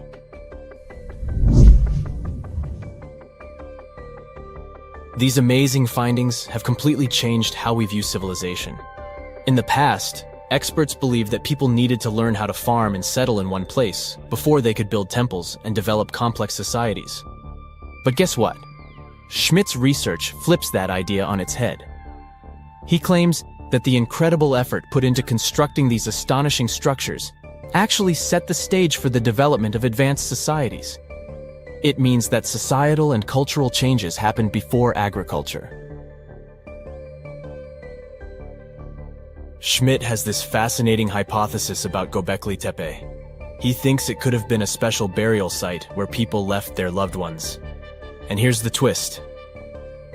The burial site was adorned with fancy statues and symbols representing deities from the spiritual realm. The idea that Göbekli Tepe could have served as a sacred place adds another layer of complexity to the whole story. While the site's true purpose may remain elusive, Schmidt's insights invite us to consider the profound interplay between life and the afterlife, and the deep reverence ancient hunter-gatherer societies may have had for their departed ancestors.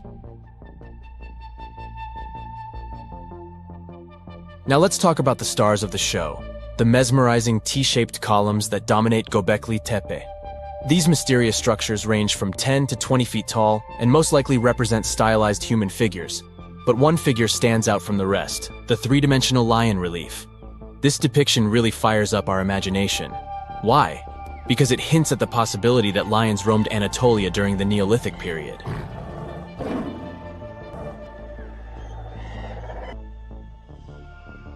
These standing stones are arranged in circles and placed in rectangular pits. Each circle has a similar setup. Two big T-shaped pillars in the center, surrounded by slightly smaller ones facing inward. Talk about a stylish arrangement. These towering pillars reach a whopping 16 feet and weigh between 7 and 10 tons. Some pillars are plain and simple, while others are like works of art with intricate carvings. Foxes, scorpions, and vultures come to life, crawling and twisting on the pillar's sides. But it's not just animals depicted on these stones. Some pillars have abstract shapes representing humans, and even small carvings of clothing items. Some of them even have belts. Now, there's one pillar that stands out from the rest like a rock star. This super old stone pillar suggests that a comet crashed into Earth. It happened during a chilly period that lasted about 1,000 years. Previous studies examining Greenland ice cores hinted at this comet theory, but now the carvings at Göbekli Tepe prove it right.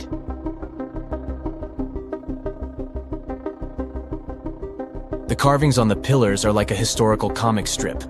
They even show a headless human figure. Researchers fed the images into a computer and discovered their connections to constellations, indicating that this temple might have been an ancient observatory. It's like our ancestors were trying to document this cataclysmic event in their own unique way. Archaeologists have been excavating and researching Göbekli Tepe since the mid-1990s, peeling back layers of history and providing us with a deeper understanding of the intricate relationship between various elements. They have no plans to stop the whole process for another 150 years. Who knows what else they'll find?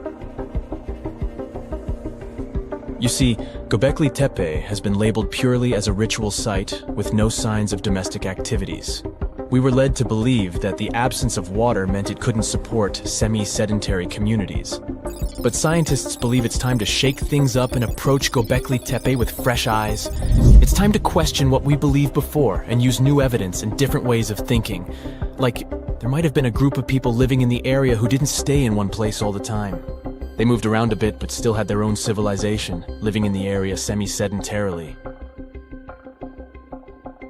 Göbekli Tepe is not just home to a single temple, but an astounding collection of over 20 ancient structures.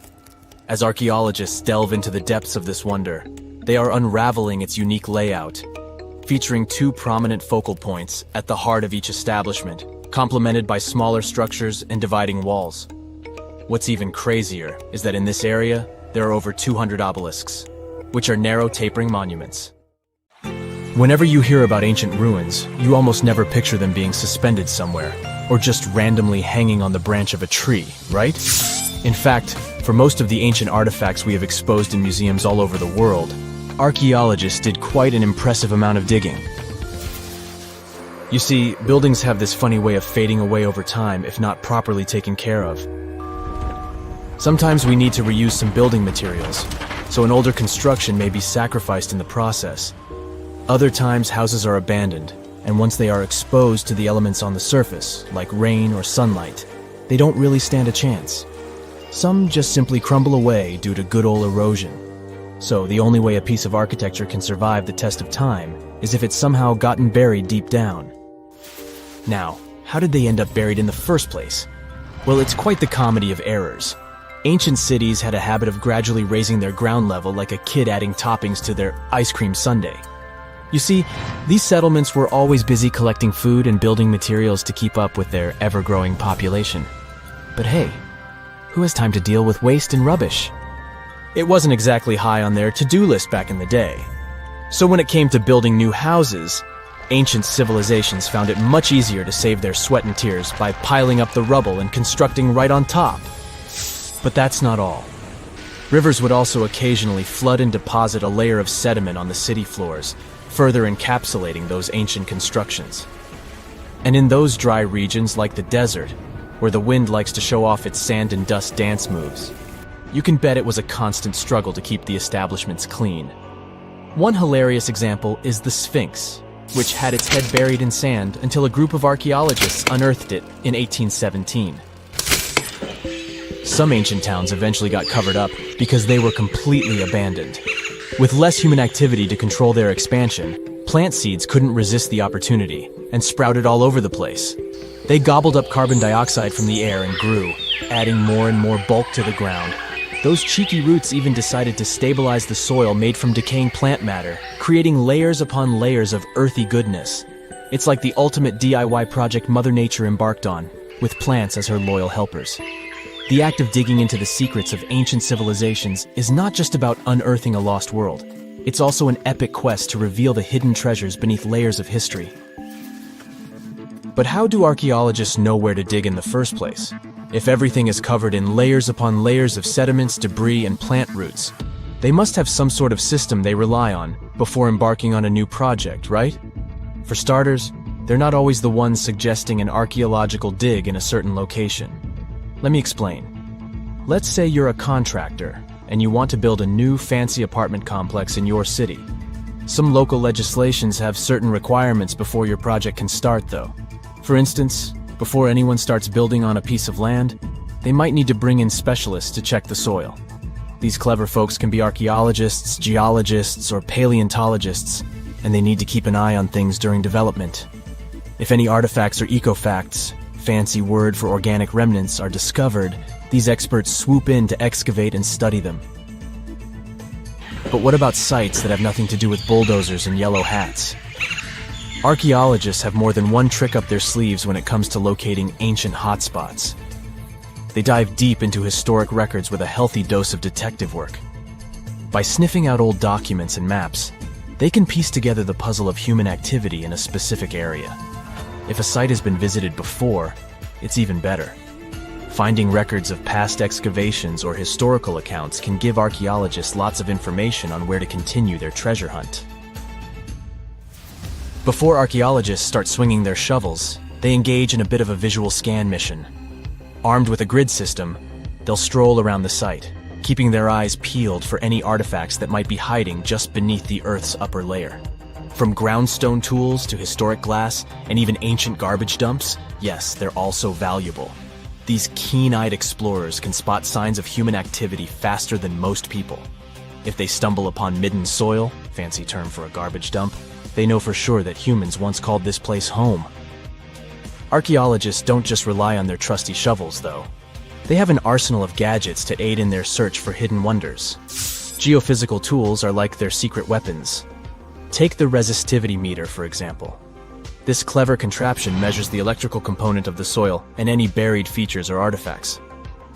A buried wall, for instance, will create a different resistivity reading than the surrounding soil. Magnetometers and ground-penetrating radar work in similar ways, showcasing potential hints of ancient treasures in the soil.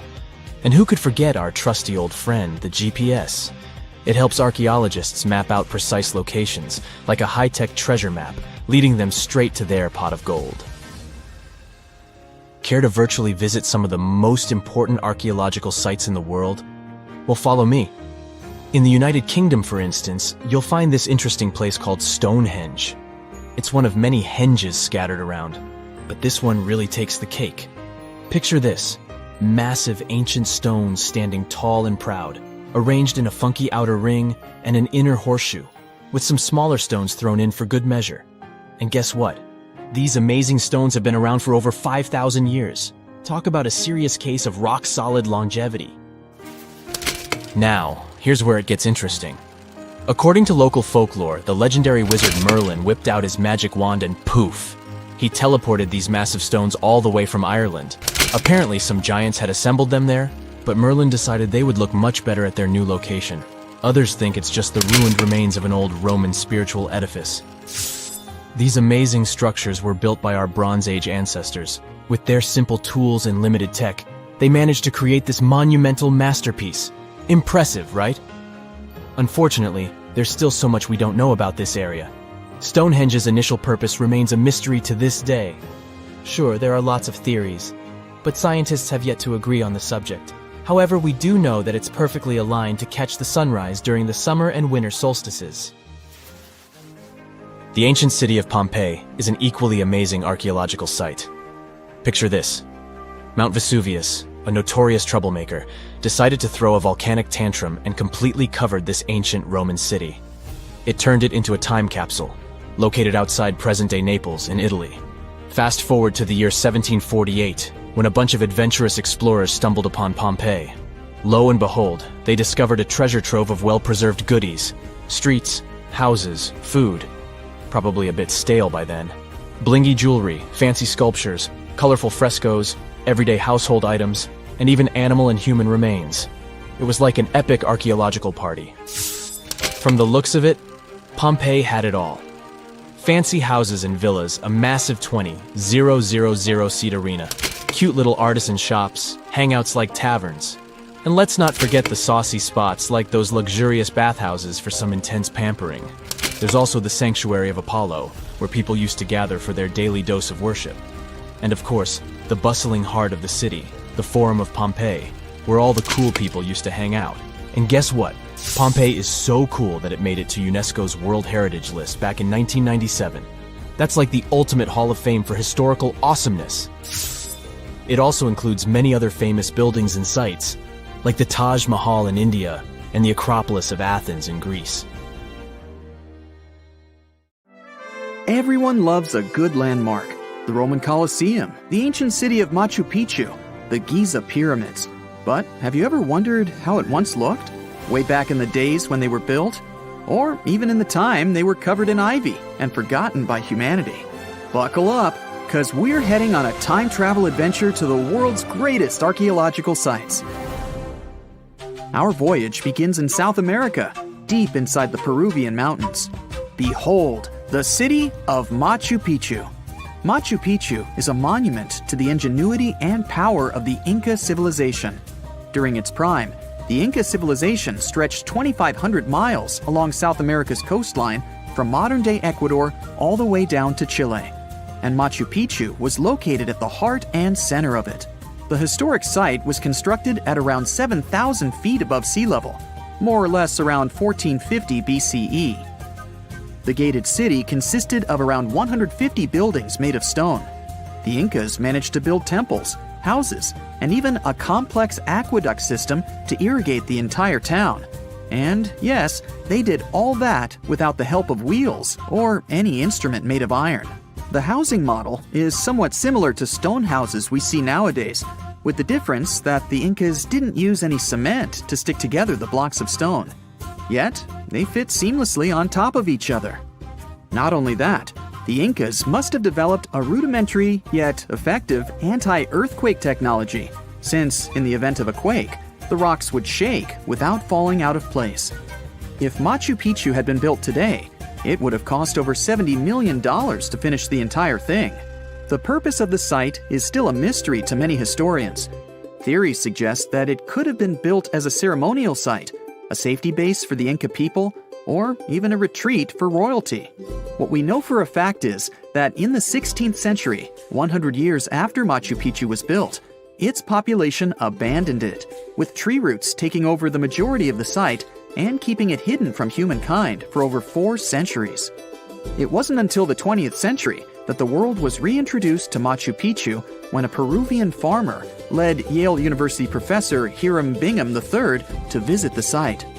Since then, Bingham and many other explorers dedicated their lives and research to studying the archaeological wonder of Machu Picchu. Now, for the next stop on our time-traveling vehicle, the city of Pompeii in Italy.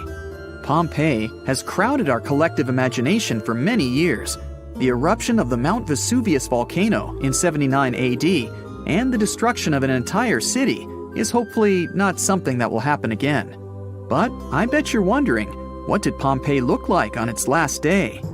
It took 18 hours for Pompeii's streets, markets, houses, and forums to be buried under millions of tons of volcanic ash.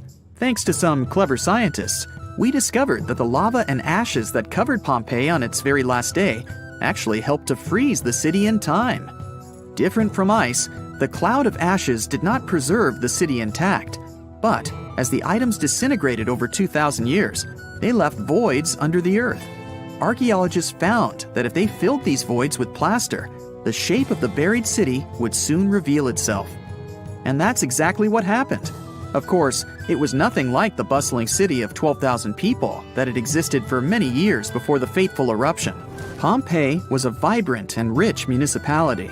The site's ruins revealed that many areas of Pompeii boasted impressive houses, some with balconies, which was a sign of great wealth at the time. And, believe it or not, even some artwork survived the eruption. Archaeologists found well-preserved frescoes and murals of mythological creatures, all indicating that members of the high society lived there. Ruins show the city even had thermal baths and showers made with luxurious materials. Oh, and apparently, the people of Pompeii had amazing teeth. Yes, archaeologists could see even that tiny level of detail from the plaster molds they recovered from underground. Still in the Italian territory, we find one of the world's biggest tourist attractions, the Roman Colosseum. It was built as an amphitheater during the reign of Emperor Vespasian, around 70 AD. It wasn't until 80 AD that Vespasian's son, Emperor Titus, inaugurated the Colosseum. The monument was something to behold, with 157-foot-tall walls, over 80 entrances, and the capacity to host 87,000 people. All social classes and groups were welcome at the Colosseum, and this partly explains why it flourished for so many centuries. During the decline of the Roman Empire, around the 6th century AD, the Colosseum started being neglected and abandoned. The monument was looted, and some of its columns and stones were used to build infrastructure elsewhere. Only 1/3 of the original Colosseum still remains, and if it's big now, imagine what it once was. Greece was home to one of the world's largest empires. At the height of this empire, literally and historically speaking, more or less 2,400 years ago, the Greeks built a citadel known as the Acropolis. The Acropolis, which is composed of historical buildings, is considered to be one of the biggest landmarks of Western civilization to date. Tourists that visit the capital city of Athens today may be faced with yellowish and broken pillars of the Parthenon standing way up high in one of the city's hills. But way back when it was built, between 447 and 432 BCE, the imposing and majestic Parthenon was purely white, as the entire monument was built with gleaming white marble. The statues inside were made of gold. The Parthenon is a 23,000 square foot temple held up by 69 marble columns. The largest blocks of marble are massive, weighing around 10 tons each. And the most surprising fact is that the marble didn't come from Athens, but from a nearby site that stood 10 miles from the Acropolis, known as Mount Pentelicon. Historians intrigued by where the primary material for building the Acropolis came from found tiny and big blocks of marble all scattered around the floor of Mount Pentelicon. There was also a paved road that the Greeks had built to carry the rocks around.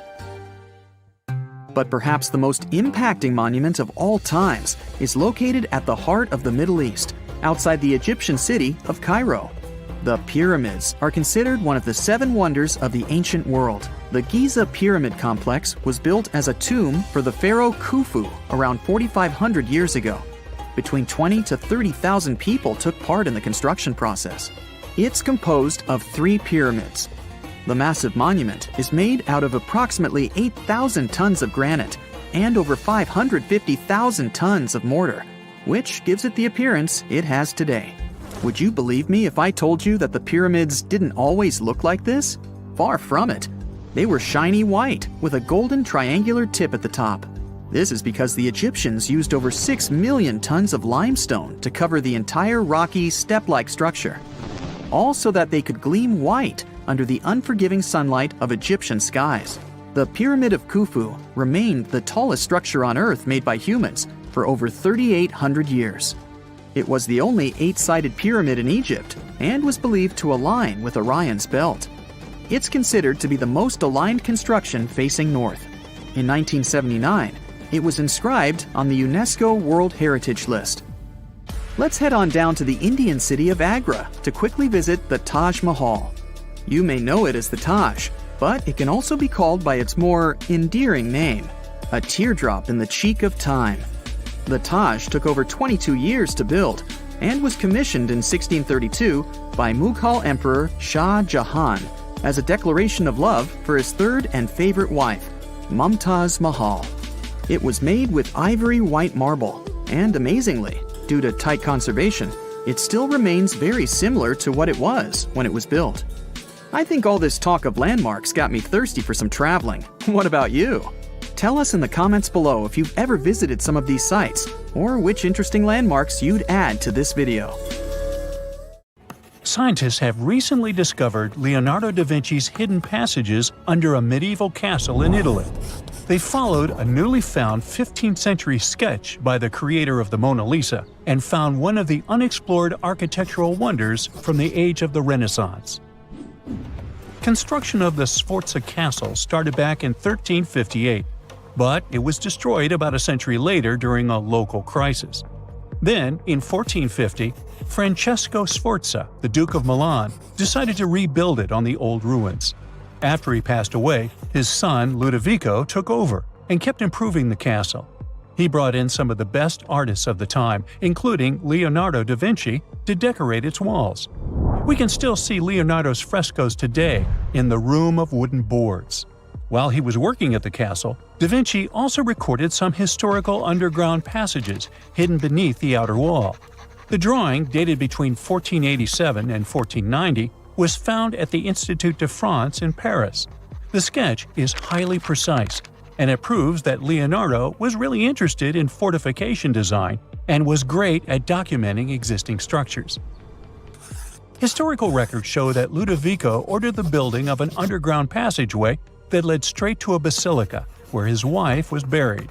Ludovico married Beatrice in 1491, and they had a happy but tragically short marriage, as Beatrice passed away while giving birth in 1497. The Duke locked himself away for weeks, grew a beard, and wore only black clothes while he was mourning his beloved wife.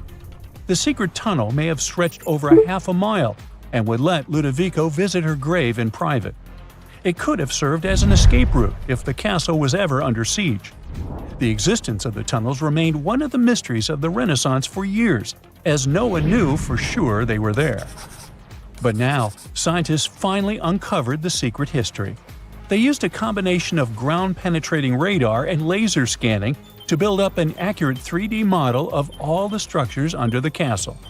They found the tunnels da Vinci alluded to in his drawings, and it looks like they may have only been a small part of a whole system of historical underground passages. The goal is to create a complete digital twin of the castle that will not only show all the preserved constructions, but also the ancient ones that are no longer visible. They also plan to add augmented reality to the virtual paths to let visitors discover Leonardo da Vinci's hidden passages.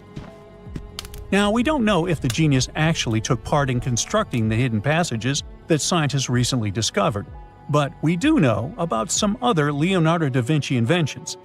He created the first satellite-like map in 1502, long before photography or satellites were even a concept. A famous figure in Italy, Cesare Borgia, invited Leonardo to a small town called Imola, near Bologna, to create a highly detailed map for him. Back then, maps were not very precise, as no one had figured out how to show exact distances on a smaller scale. Instead, people spent a lot of time decorating them with dragons, roses, fancy castles, mountain ranges, flowers, and other artistic details. These maps look more like beautiful paintings meant to be displayed, rather than practical tools for navigation. But Cesare Borgia wanted something truly functional, and Leonardo managed to create something revolutionary in the field of cartography.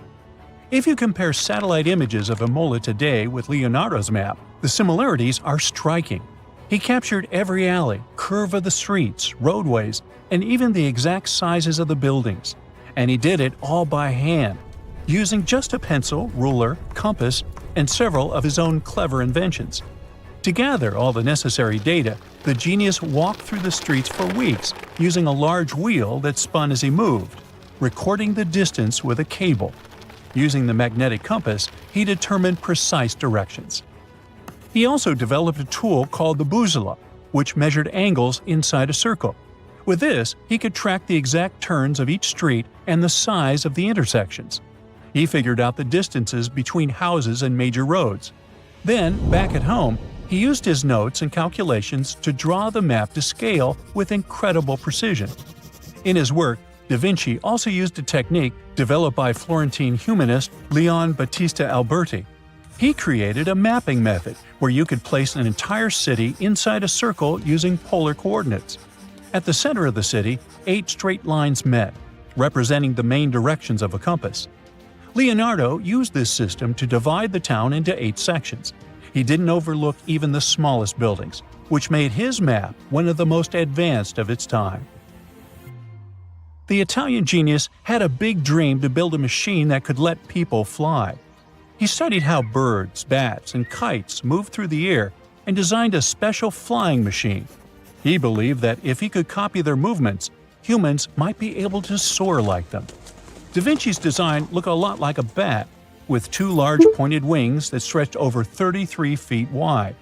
He planned to build the frame from lightweight pine wood and cover it with raw silk to make it strong but not too heavy. The person flying it would lie on their stomach on a wooden board in the center. To make the wings flap, the pilot had to pedal a crank with their feet, which was connected to a system of rods and pulleys. There was also a hand crank for extra power and even a headpiece to help steer. As the person moved their hands and feet, the wings would flap and twist, just like a bird's. But there was one big problem. Humans aren't strong enough to make the machine lift off the ground. Even though it might have worked once in the air, there was no way for a person to get it flying on their own. Leonardo probably realized this, but his amazing idea still inspired flying machines that came centuries later. Da Vinci was way ahead of his time with many of his inventions, but his idea for a humanoid robot was especially futuristic. He was working under the patronage of the Sforza family, the one that had those ancient tunnels of Italy built. The genius designed a mechanical knight that could move its arms, turn its neck, and even open and close its mouth. Da Vinci had good knowledge of anatomy and the mechanics of body movements that helped him. His unusual creation used an external system of cables. A hand crank set it in motion, and there was also an internal gear-driven mechanism. About 450 years later, Da Vinci's detailed sketches of the robotic knight were rediscovered in the 1950s. Several researchers tried to recreate the robot from those sketches. In 2002, a roboticist who developed systems for NASA and Lockheed Martin took inspiration from the old notes and built a functioning model of Da Vinci's robotic knight. Another design Leonardo created for Duke Sforza was a special kind of bridge that could be taken apart and carried easily. It was made for defense forces who needed to cross rivers or moats while traveling. This bridge would swing across the water and land on the other side. It had wheels and used a rope and pulley system, so it could be set up quickly and packed away just as fast. To keep it steady, it even had a special weight to help balance it. Leonardo wrote in his notes that the bridge was light yet strong, and he designed several bridges like this for the Duke. One of his other designs was a bridge that could be built very quickly, and the defense forces would move across multiple rivers. As scientists continue to study Leonardo da Vinci's hidden passages, they reveal new chapters in human history. Who knows what other unexplored architectural structures they will find? It's nighttime, and you're about to walk inside Pharaoh Tutankhamun's final resting place. You know, King Tut. You don't have a torch, but at least you came with a flashlight. You walk down several flights of stairs and observe how the walls are carved in hieroglyphics and what looks like a spell. Those who take anything from this place will be doomed for life, the spell says. Even if you don't really believe it, this scares you a little bit. You find a huge stone door. Is it a trap? You manage to open it, but oh no, it's only an empty chamber. You check your map. It seems like you're heading in the right direction. After what feels like hours, you realize you must be trapped inside a labyrinth. You try to retrace your steps, but you can't find the door where you came in from anymore. That's it, you think to yourself. You've fallen for the Pharaoh's trap. What's worse, you didn't bring a lunch. Okay, so we've all seen Hollywood movies where the main character is exploring ancient ruins and faces some seriously dangerous traps, right? We've been told Egyptian royalty protected their final resting places with venomous scorpions and snakes, sliding doors that will trap you for life, and giant rolling boulders that will crush anyone on their paths. The thing is, were these traps truly real? Well, I regret to be the one to break it to you, but this is all fiction. These elaborate traps were too technologically advanced for ancient civilizations to pull off. That is not to say, however, that there weren't any traps at all. Ancient civilizations, like the Egyptians and the Mayans, are known for their practice of building entire monuments dedicated to the ones who had passed away. These structures would often reflect the position of person occupied in society. So, for the really important people, the VIPs of their times, massive monuments were built to host their bodies long after they were gone. Some of these civilizations believed that a person's life would continue on the other side of the veil. For that reason, a person would be buried together with the belongings of their current life. If they had a lot of money and power and stuff, that meant their resting places would be filled with riches and gold. Now imagine if you lived in ancient Egypt and you knew exactly where all the pharaoh's tombs were located and had heard rumors of the amount of wealth kept in these places. Maybe you would be tempted to go check it out, right? We're talking about large rooms filled from floor to ceiling with golden artifacts, jewels, and even money. I mean, it does sound tempting. And since there weren't any security guards protecting the entrance of these places, Egyptians needed to get creative as to how they would protect these riches. These old civilizations found some traps to be useful. A recurring one was building empty rooms inside the monument to confuse a burglar. Now, let's take a look at Amenhotep III's final resting place as an example. It was built in the city of Luxor, in a spot also known as the Western Valley of the Kings. Two French engineers originally discovered the monument between 1905 and 1914 CE. The structure is huge and has more than 10 chambers, connected by long corridors and steep stairways. The King's Chamber is the most hidden one, and for an outsider to try and find it, they will probably enter a lot of empty rooms beforehand. Other pharaohs tried to protect their riches by commissioning monuments with false doors concealing pits that were up to 20 feet deep. This way, an unwarned and unwanted visitor would be surprised by the deep hole on their way to the king's resting chamber. Alongside false doors, pharaohs made sure to build labyrinth-style corridors and false walls. This way, robbers could take hours or days before they found the king's real chamber. As to pits with poisonous snakes on them, if there were any reptiles inside these monuments, they probably got inside on their own and would most likely not stay there for long. There is no way snakes would survive years and years without food inside these pits. So yes, another Hollywood-induced belief right there. If these traps seem boring to you, archaeologists did find an interesting deterrent in the final resting place of the Red Queen of Palenque in Mexico. Palenque was one of the most powerful Mayan cities in pre-Columbian Mexico, and the Red Queen was believed to be the grandmother of the last Mayan king, undoubtedly a person of immense importance to the empire. In her honor, a huge monument was built to keep her body after her passing. The discovery of the tomb itself was already thrilling. Archaeologists found an ancient monument when digging at the site back in 1994. The first thing they found was a room with a hidden door. Once they opened the door, they discovered a long corridor. Finally, at the end of this corridor was the Queen's chamber. The team of archaeologists was beyond excited to unearth this chamber with the mummy of the Queen herself still inside it. They found her to be accompanied by her pearls, jade shells, and expensive rocks. But as the team explored the remains, they saw something rather strange. The room was filled with a red-colored powder. Researchers knew that the color red was important to the Mayan people, and that much of their clothing and buildings were decorated with this color. But they didn't understand why the queen was buried with this unknown red substance. After they took a sample back with them for further analysis, they discovered that the red powder was cinnabar, a very dangerous mineral. This powder, when inhaled, can cause, shall we say, severe health damage to a person. The team concluded that this could only be a trap for anyone trying to steal her riches.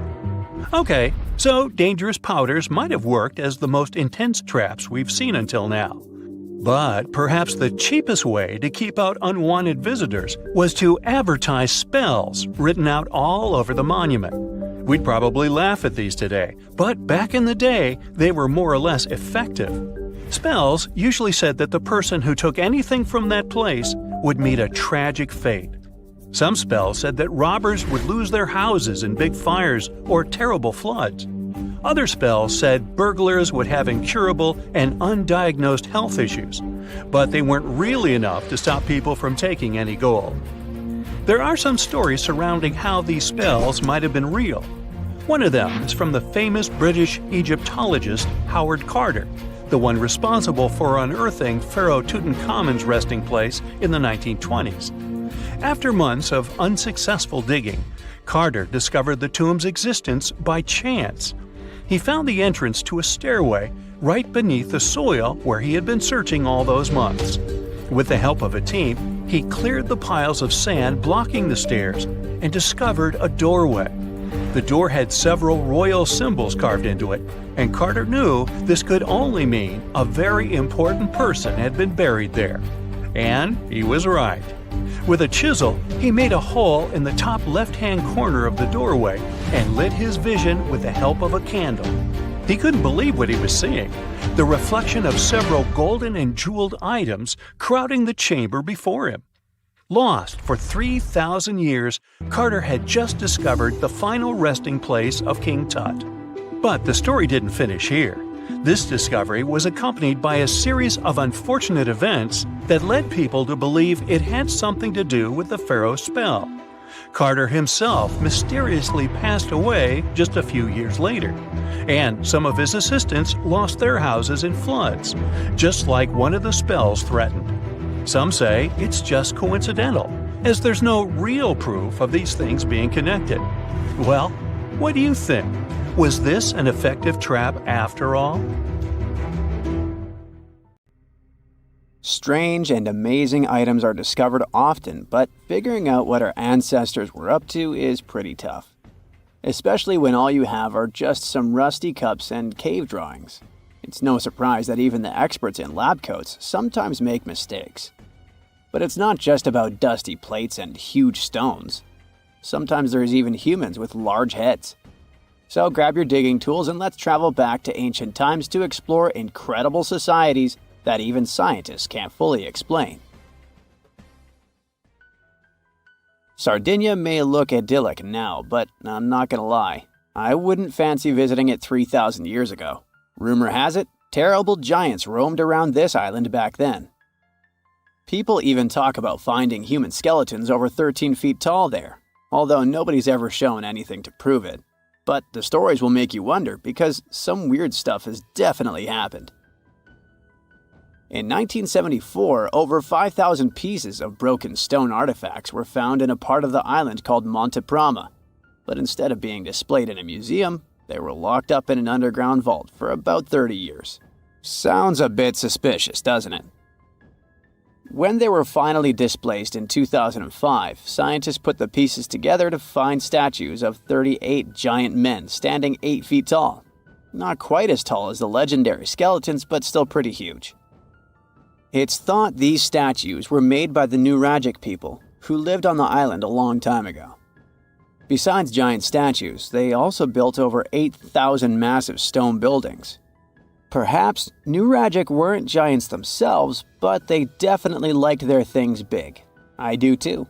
I like a big number of likes on our videos. That would be pretty great. Thank you if you liked this and subscribed. Now back to the video. You and I are pretty smart, but we might not be the smartest humans ever. Actually, we might not even be the smartest species. Since 1913, some skull fossils found in South Africa have hinted at a possibly smarter contender called Boskop Man. This human-like species might have lived as recently as 10,000 years ago. Their skull suggests they had really big heads, which means their brains could have been 30% bigger than ours. Wow! Their average IQ could have been around 149, making them among the smartest 0.05% of people today. But if a Boskop Brainiac was so much smarter, why are they not around and we are? Well, bigger isn't always better, you know. Our brains are a lot bigger than our ape relatives, mainly in the prefrontal cortex. This part helps with high-level tasks like making decisions, remembering things short-term, and being aware of ourselves. The parts of the brain that handle our senses and movements haven't really grown much. So, maybe the Boskops spent too much time dwelling on the past rather than doing practical things like hunting. but this is all just guessing. We really don't know what happened to these clever cousins of ours. Some people even argue that Boskops weren't any different from us, with the only evidence being parts of skulls. The jungle is huge. Did you know the Amazon rainforest is home to about 30% of all the world's plant and animal species? That's impressive. However, the history of one native species, humans, has long puzzled scientists. The mysterious Kasarabe people lived here for hundreds of years and then vanished around 1400 AD. People thought the Amazon only had a few scattered tribes, but recently we discovered big, unusual shapes in the ground called geoglyphs. These might look like simple shallow ditches, but they're actually the remains of a vast civilization that spread over 5,000 square miles and includes about 450 markings, some as wide as 1,300 feet. That's insane! They likely contained ceremonial buildings and could have hosted up to 1 million people as recently as 550 years ago. Thanks to new technology like LiDAR, which uses a safe laser to map the forest without harming it, we can explore deeper. In 2019, some scans showed miles of raised roads and pathways and even pyramids over 70 feet tall. They found 26 separate settlements, 2 of which were at least 250 acres each. Damn, that's like 330 soccer fields. It's not certain what happened to the Kasarabe people. Maybe European conquistadors drove them out. Maybe the most baffling ancient civilization is one we've never actually found a trace of. Yep, I'm talking about Atlantis, the grand city that supposedly sank into the ocean. The first mentions of Atlantis come from the ancient Greek philosopher Plato, who talked about a great city near the Strait of Gibraltar. But for ages, everyone just thought Plato made up Atlantis as a perfect version of his own Athens. So why, about 12,000 years after it supposedly vanished, do we still wonder if it might be real? Well, in the 19th century, U.S. Congressman Ignatius Donnelly wrote a book giving 13 reasons why he thought Atlantis was more than just a myth. Then, in 1965, some folks thought they actually found Atlantis when they discovered the Richat structure, a massive 25-mile-wide dome in Mauritania, Africa. It's so big that you can see the whole thing from space. 2 astronauts flying over the Sahara Desert spotted this giant eye staring back at them and thought they'd made the discovery of a lifetime. Unfortunately, there's no solid evidence linking this structure to Atlantis. It's believed to have formed from volcanic activity about 100 million years ago. But it does look suspicious, doesn't it? Still, we're no closer to knowing the truth. Imagine going back to about 3,300 BCE and finding yourself in South Asia. Welcome to the Harappan civilization. These people were way ahead of their time. They had cities like Harappa and Mohenjo-Daro, complete with baked brick houses, sophisticated drainage systems, and even public baths. This place might have had over 5 million people, making it one of the densest regions at the time. They also invented a system of standardized weights that was incredibly useful for traders. And trading they did. These people had connections stretching all the way to the Middle East, thanks to their great skills in metallurgy. They even had a form of ancient branding. The seals were used to stamp clay on tray goods. Despite being so advanced with a thriving urban life, there's a whole bunch of mystery shrouding their language and script. We've got bits and pieces of their writing, but no one's deciphered them yet, even with all the technology we have today. We also still don't know how exactly their society worked. It looks like they didn't flaunt their social status as much as other civilizations. No grand palaces or massive monuments. Instead, their largest buildings might have been granaries. They sure were practical. Unfortunately, all good things must come to an end. Around 1800 BCE, this bustling civilization started to decline, possibly due to shifts in river patterns. As the environment changed, the Harappans packed up, moving towards more hospitable lands. Ever heard of the Minotaur? The beast with a bull's head and a man's body, hunting the bravest travelers in a massive maze. Well, this wasn't just any old tale. It was one of the most popular dramas of the ancient world, and it was inspired by this place, the island of Crete. The Minoans lived here during the Bronze Age. They had stunning palaces, amazing frescoes, and a culture so rich it still fascinates historians to this day. They built places like Knossos, which was so complex with its multi-story buildings and elaborate hallways that it might have inspired the whole labyrinth myth. Their engineering was so ahead of its time that even their drainage systems were more advanced than what many of us have today. Let me know in the comments which of these stories you find the most fascinating, and thanks for watching. Now here's something. Baltic amber is one of the most common resins found in the world. The reason for this is that due to the vast forests of pine, their numerous deposits are so common, they provide wonderful treasures from long ago. Ants are especially common in the Baltic amber, which comes from pine trees. Its resin is rich in sugar, so the ants often live amongst the trees, close to the easy source of food. One block found in East Germany has preserved one ant that is estimated to be about 48 million years old. Think of the birthday cake. But what makes this find interesting is another animal inside the amber. It's a mite, notorious hunters in the insect world, capable of traveling at great speed. These guys quickly latch onto their hosts, sucking them dry. They're also capable of destroying entire hives in one go. And within this piece of amber, the amber provides a display of their final struggle. In Southeast Asia, feathers belonging to something unique have been found from 80 million years ago. They were captured in resin during the Cretaceous period, a peak time for dinosaurs. The many feathers inside are from the coelurosaur. It looks like a dinosaur, but this animal is more related to birds. Other feathers like this have been found in resin. They belong to avian and other non-flying dinosaurs. The discoveries have helped reimagine what dinosaurs actually look like. Still, dinosaurs may have had feathers instead of being completely bald. Of course, for most of them, the feathers weren't used for flying, but they helped the dinos stay warm. However, the feathers weren't all that was found, and a part of the coelurosaur's tail is also preserved. Still, it's so small and ancient that its DNA hasn't survived to map their entire genome. The enclosed tail is also very delicate, and it can't be removed from its protective amber shell. But although these findings can only be observed, they've still provided a great insight in the evolution of birds. But how does amber preserve things so effectively, even at the initial stages? The trees produce the resin to protect any small gaps in the bark against feeding insects. Its antiseptic nature and lack of water content ensures it doesn't degrade for a long time.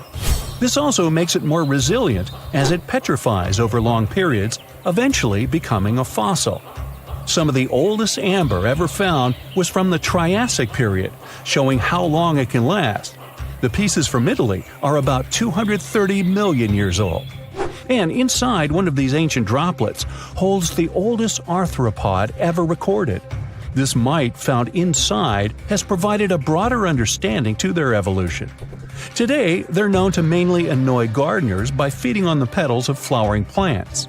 However, at the time the mite was caught, flowers didn't have any petals, and it would be without this tasty meal for another 100 million years. Now, 100 million years ago, Myanmar was part of Gondwana, the great supercontinent. At that time, Myanmar wasn't part of Asia yet.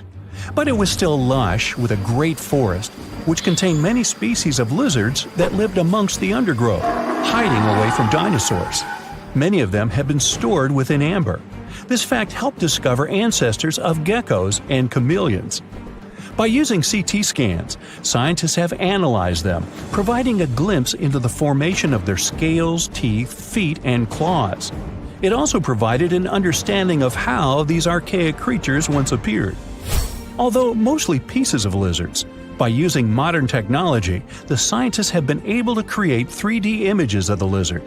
These images can reveal how those guys appeared in their full form. The images show that they still retain some of their exact features to this day, like the chameleon's sticky pads used for climbing. A salamander fossil from around 20 million years ago is one of the most intact specimens ever found in amber. Details of its final moments show that it had been attacked before getting stuck in the resin. However, what's confusing about this find from the Miocene era is that the amber was found in the Caribbean, but it came from a tree that's closer related to those from East Africa. The lizard also has ancestry from the same area.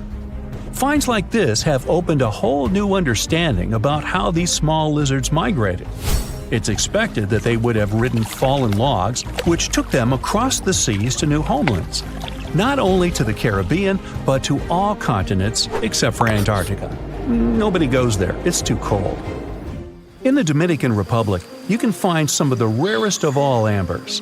This Dominican amber came from neotropical forests from around 20 million years ago.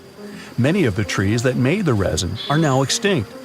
The amber is almost completely see-through and can come in an array of beautiful colors. The most common colors are red, yellow, and even blue, and are easily mistaken for gemstones. One was found with a flea caught in it, dating to when the forest was at its peak and the mammalian variety thrived. Fleas were likely common at the time, and this flea in particular had recently fed on a mammal before getting stuck. However, something more intriguing was found within the flea. While scientists checked what mammal DNA was within the flea, they found that it was carrying an ancient bacterial blight. These blights have been constant throughout Earth's history, dramatically decreasing populations of animals and plants. This now extinct blight in the amber helped scientists determine how much the bacteria have evolved and how it spread. Now, most remnants of insects inside amber aren't much more than the exoskeleton bodies. But with some found in Myanmar, they were so well preserved that even the color of the insects is still intact. Colors in nature appear in three different ways. The first is bioluminescence, that's produced by a chemical reaction within a living organism. The second is about pigments, where the color appears in an animal or plant tissue. The third is called structural coloration, and the production of colors here is explained by microscopic surfaces fine enough to react with the light. The rare insects in amber were found in the form of structural coloration, but only at specific wavelengths. It all explains the very intense colors rarely found.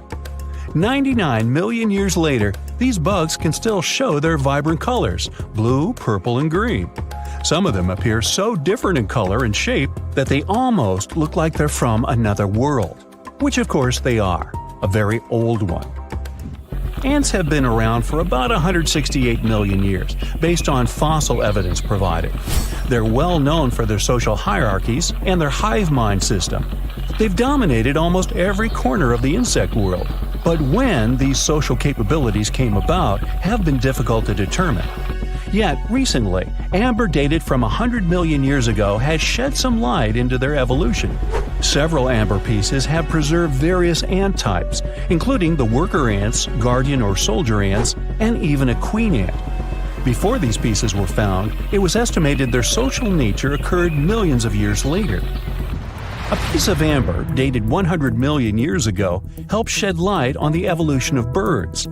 A perfectly preserved bird that hatched preserved in amber was already equipped with its flight feathers. With the earlier physical abilities, they would be capable of moving around the nest by themselves at a very young age, and it's expected they could search for their own food almost immediately.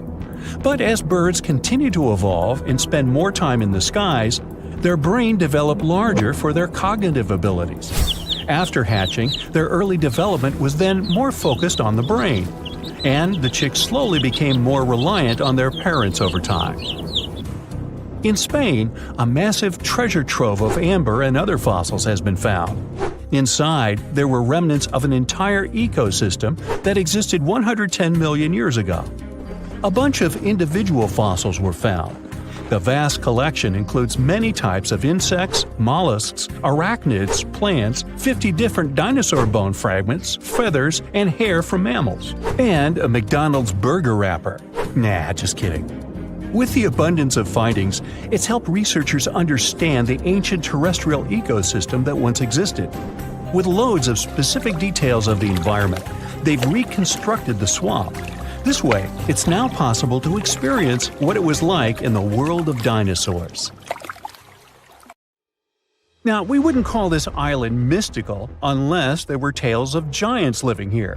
The island of Gozo in Malta is the backdrop of an ancient legend. Malta is an island country located in the Mediterranean Sea, just south of Europe.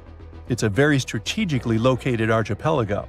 Throughout history, it was ruled by many different societies, such as the Phoenicians, Greeks, Romans, and Carthaginians.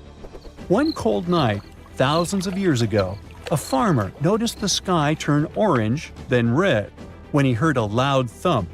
Although the ground seemed to be moving, this wasn't an earthquake. When he looked toward the woods, he saw a giant silhouette, taller than the trees. As he fearfully approached, he realized it was a woman, a giant woman. She introduced herself as Sansuna.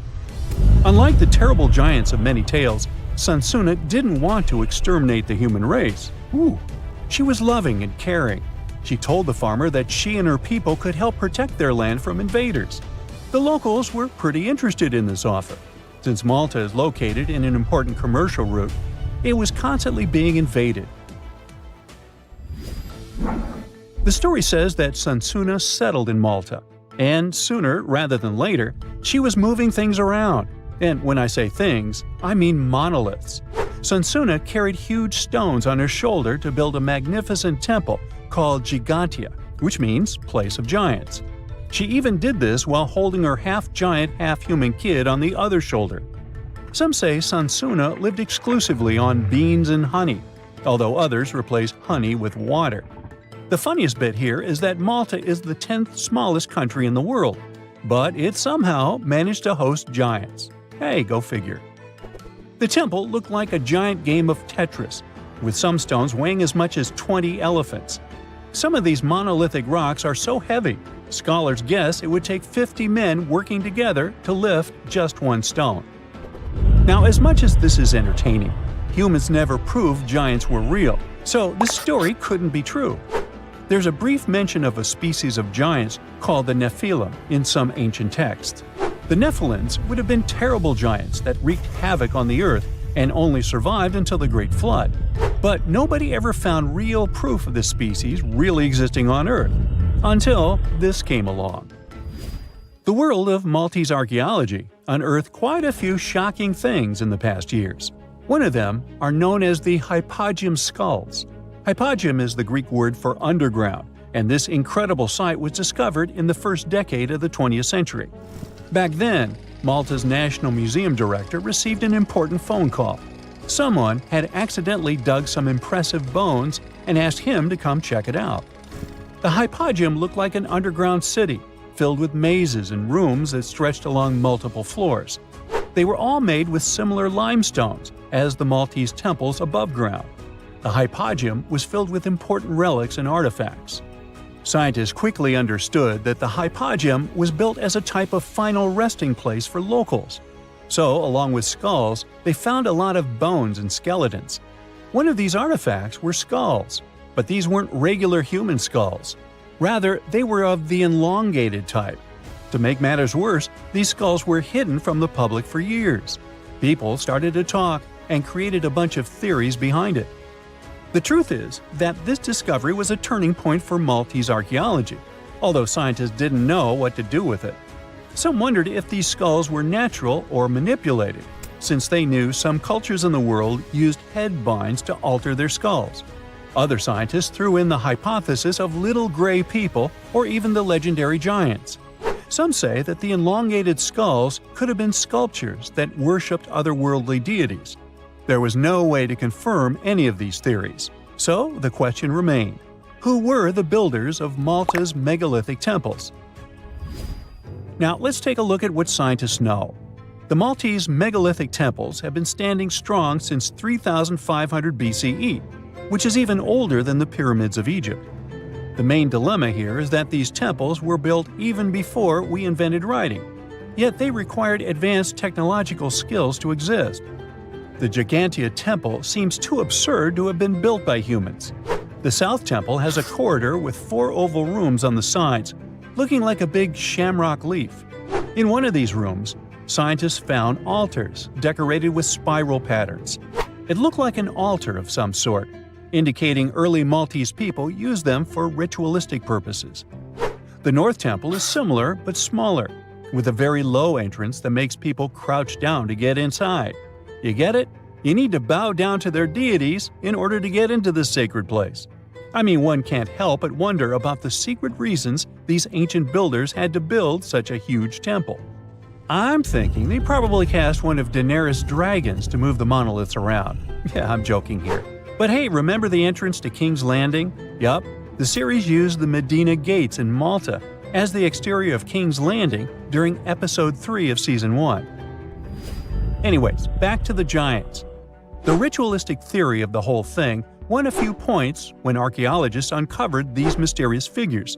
They're popularly known as fat ladies. These tiny statues have round bodies and faces that show how much they enjoyed life. They kind of look like a miniature Sunsana, the giantess we talked about. Scientists believe these were statues that celebrated well-being and prosperity. It does prove that the people of the time had advanced craftsmanship skills, and they were pretty intentional with their constructions and art manifestations. One of these statues is known as the Sleeping Lady. This Neolithic piece of art depicts the figure of a large woman lying on her side sleeping. After studying it deeper, scientists guessed this statue was meant to represent the Great Reaper. It was found in the hypogeum, which we now know is a huge resting place. This specific statue is different from all the other fat ladies, starting with the hair and the embroidered skirt. Then there's this statue. This is supposed to represent an 8-foot-tall woman and the rim of her skirt. She was discovered in the most unusual of ways. A farmer was trying to plow his field, but he kept hitting large blocks of stone. All the way back in 1915, the farmer called Malta's National Museum director and asked him to come check it out. Some think this is all the proof you need to confirm that Sunsana was real. Others aren't all that sure. But that's not all. The place where this giant statue was buried revealed one of Malta's most impressive archaeological sites, the Tarsian temples. The temples were made from limestone blocks. Some are 20 feet tall and weigh around 20 tons. Zamet, the museum director, kept digging and discovered multiple sites made of megalithic stones. All of them supposedly built by Stone Age farmers, all stranded on a remote island in the Mediterranean Sea thousands of years ago. It just doesn't make sense. I mean, look at these temples in Manidra. This is probably the world's earliest calendar. On the equinoxes, the sun passes directly through the main doorway, straight down the central axis. On the solstices, there are two superb variations. During the summer solstice, the rays fall on the edge of the megalith to the left of the doorway, and during the winter, the rays fall to the right side of the doorway. It's astronomical precision at its finest. And what about the structures in the Hall Tarsian that we've already talked about? This complex is the oldest one in all of Malta. It was built with the purpose of doing animal offerings to deities. Scientists confirmed this by unearthing numerous animal bones buried in the soil. They also found a great collection of spirals, indicating that the locals also used this temple for ritualistic purposes. Overall, there are 7 megalithic temples in Malta, each more impressive than the other. Scholars keep on digging to see if they can uncover the truth, much like researchers do with the pyramids of Egypt, the lost Mayan cities in the Americas, and other sites. That's it for today. So hey, if you pacified your curiosity, then give the video a like and share it with your friends. Or if you want more, just